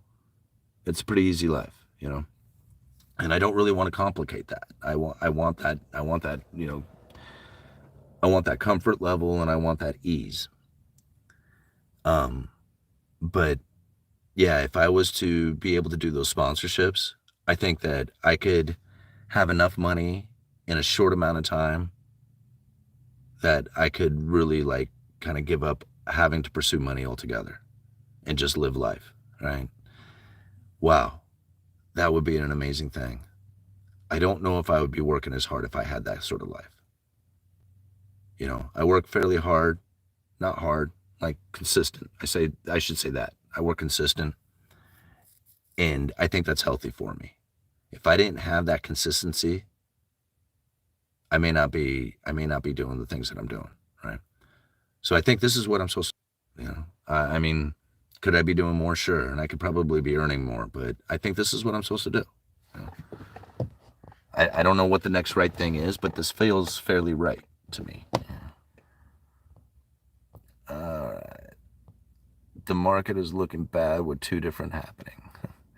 Alrighty, guys. I'm going to read one or two more comments, and then I am heading home. I can't get dual citizenship in Poland. Anyone been there? I got the birth certificate from my great-grandma.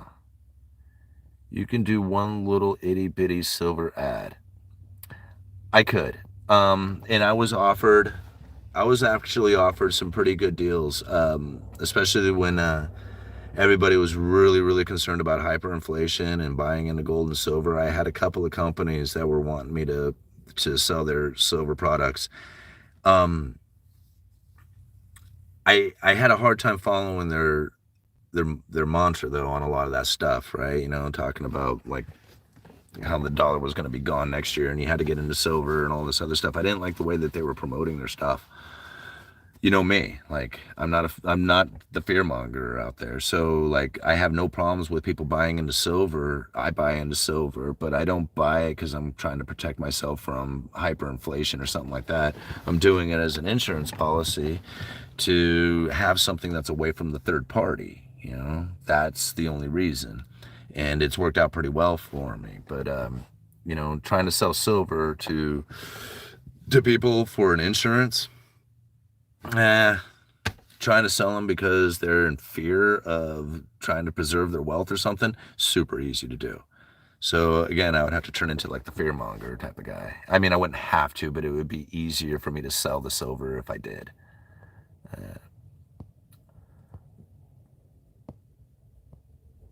Okay.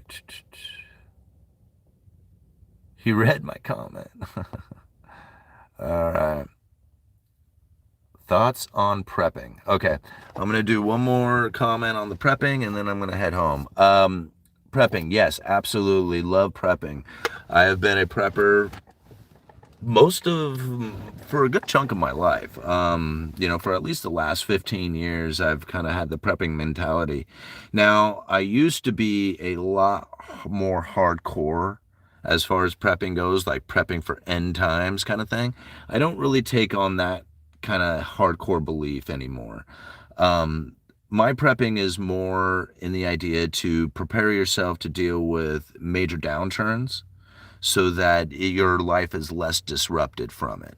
So like if power goes out, do you have a way to produce power? Like, can you make electricity? Food is probably the biggest one for me. If you can produce power so that you have some electricity, having some sort of other alternative natural fuel like wood burning to heat your home, that one I think is a major contributor to being a prepper. But then it's learning to preserve food. To me, that is probably the biggest one out of everything out there. I mean, even think about it. Food, conveniences, and pleasures of life is wealth. Food is number one, right? So you have to be able to preserve food. And I've seen where a lot of people, and I've done this in the past, and I've pretty much depleted it, is that I had stocked up on a lot of food at one time. Like I was prepared with a lot of food. And as the time went by and it's just like, man, this is a lot to have, and you gotta kind of have to filter through it so that you don't have expired food and stuff. And then I ran into some hard times and I just kind of basically ate all the food up, because we didn't really have a whole lot of money going on. When that started to occur, I realized it was just like, it's not a matter of having it so much as being able to preserve it. Because like, even if you're in end times, like, somebody goes and shoots an elk, right? So now you got this big old elk. How are you going to deal with all this meat? Like, you can eat a bunch of it right there, but you're not going to eat the majority of this animal. You're going to have to figure out how to preserve it, right? So there's a lot of ways. You can make jerky out of the meat, and you can dry it, and you can do all that kind of stuff, freezing it. But really, what it comes down to is canning. Like, if you can can, then you can preserve that meat for years. years and years.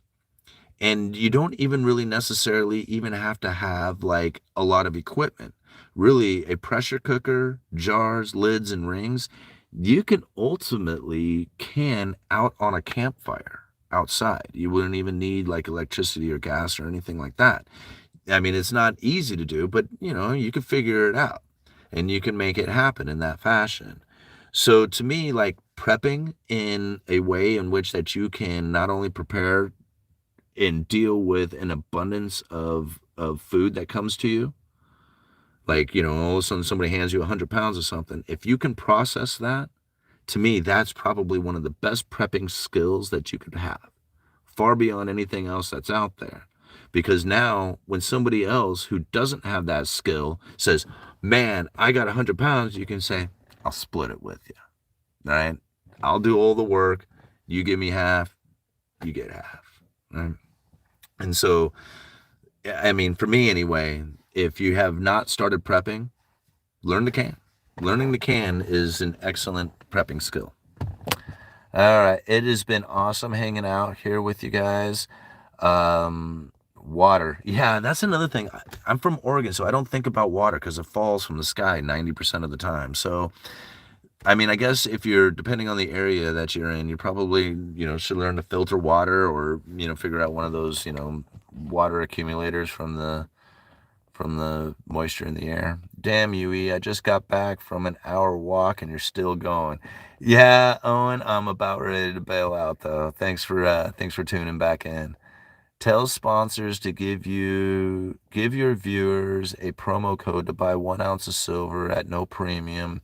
You'll thus introduce your viewers to them. Okay, so here's the thing. I had ITM Trading wanting to sponsor the channel, and it wasn't, you didn't even have to buy anything. All you had to do was just like follow a link that I was going to have. You talk to ITM Trading. This just having a conversation with them about, you know, purchasing some metal, and I was going to get paid from that. Like I had no problems promoting ITM. In fact, I don't even have any problems promoting ITM Trading right now because Lynette Zhang is my friend, right? But still, I think about that. Like that would be a sponsorship I would take, right? And just promoting, you know, like I said, promoting Lynette's business because, you know, I think of her as a friend and I have no problems, you know, pushing her business. And I've even been a customer of hers. So it's like, you know, all the way around, like I'm totally cool with it. And I don't know why I didn't do it other than like another sponsorship had come up and I had taken a different sponsor. So for a particular project that I was working on. So I just kind of put that on the back burner and I just kind of like let it go. And I'm not sure even exactly why, right? It was, I don't know if it was like a self-sabotage thing or something that was going in it, or if I just didn't feel right about like pushing the silver or something. But there was an opportunity right there, and I probably could still have it if I just contacted them, you know, and just said, hey, you know, you guys still offering that up? I could probably still do it. You know, and it is a way that I could be, you know, generating some more revenue for the channel through that. Yeah, maybe I should just consider that. Okay. Alrighty, guys, I'm gonna go because I am starving now. So,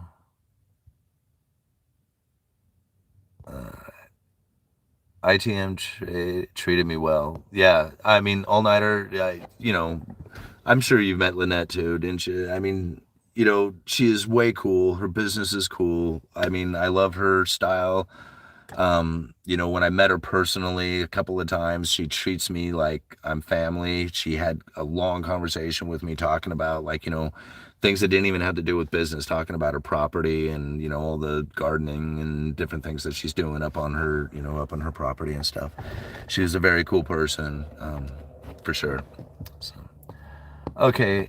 I got pics with Lynette. Yeah, absolutely. I did too. If you run out of electricity, then most food spoils. Not if you can it. You can, you no matter if you have electricity or not.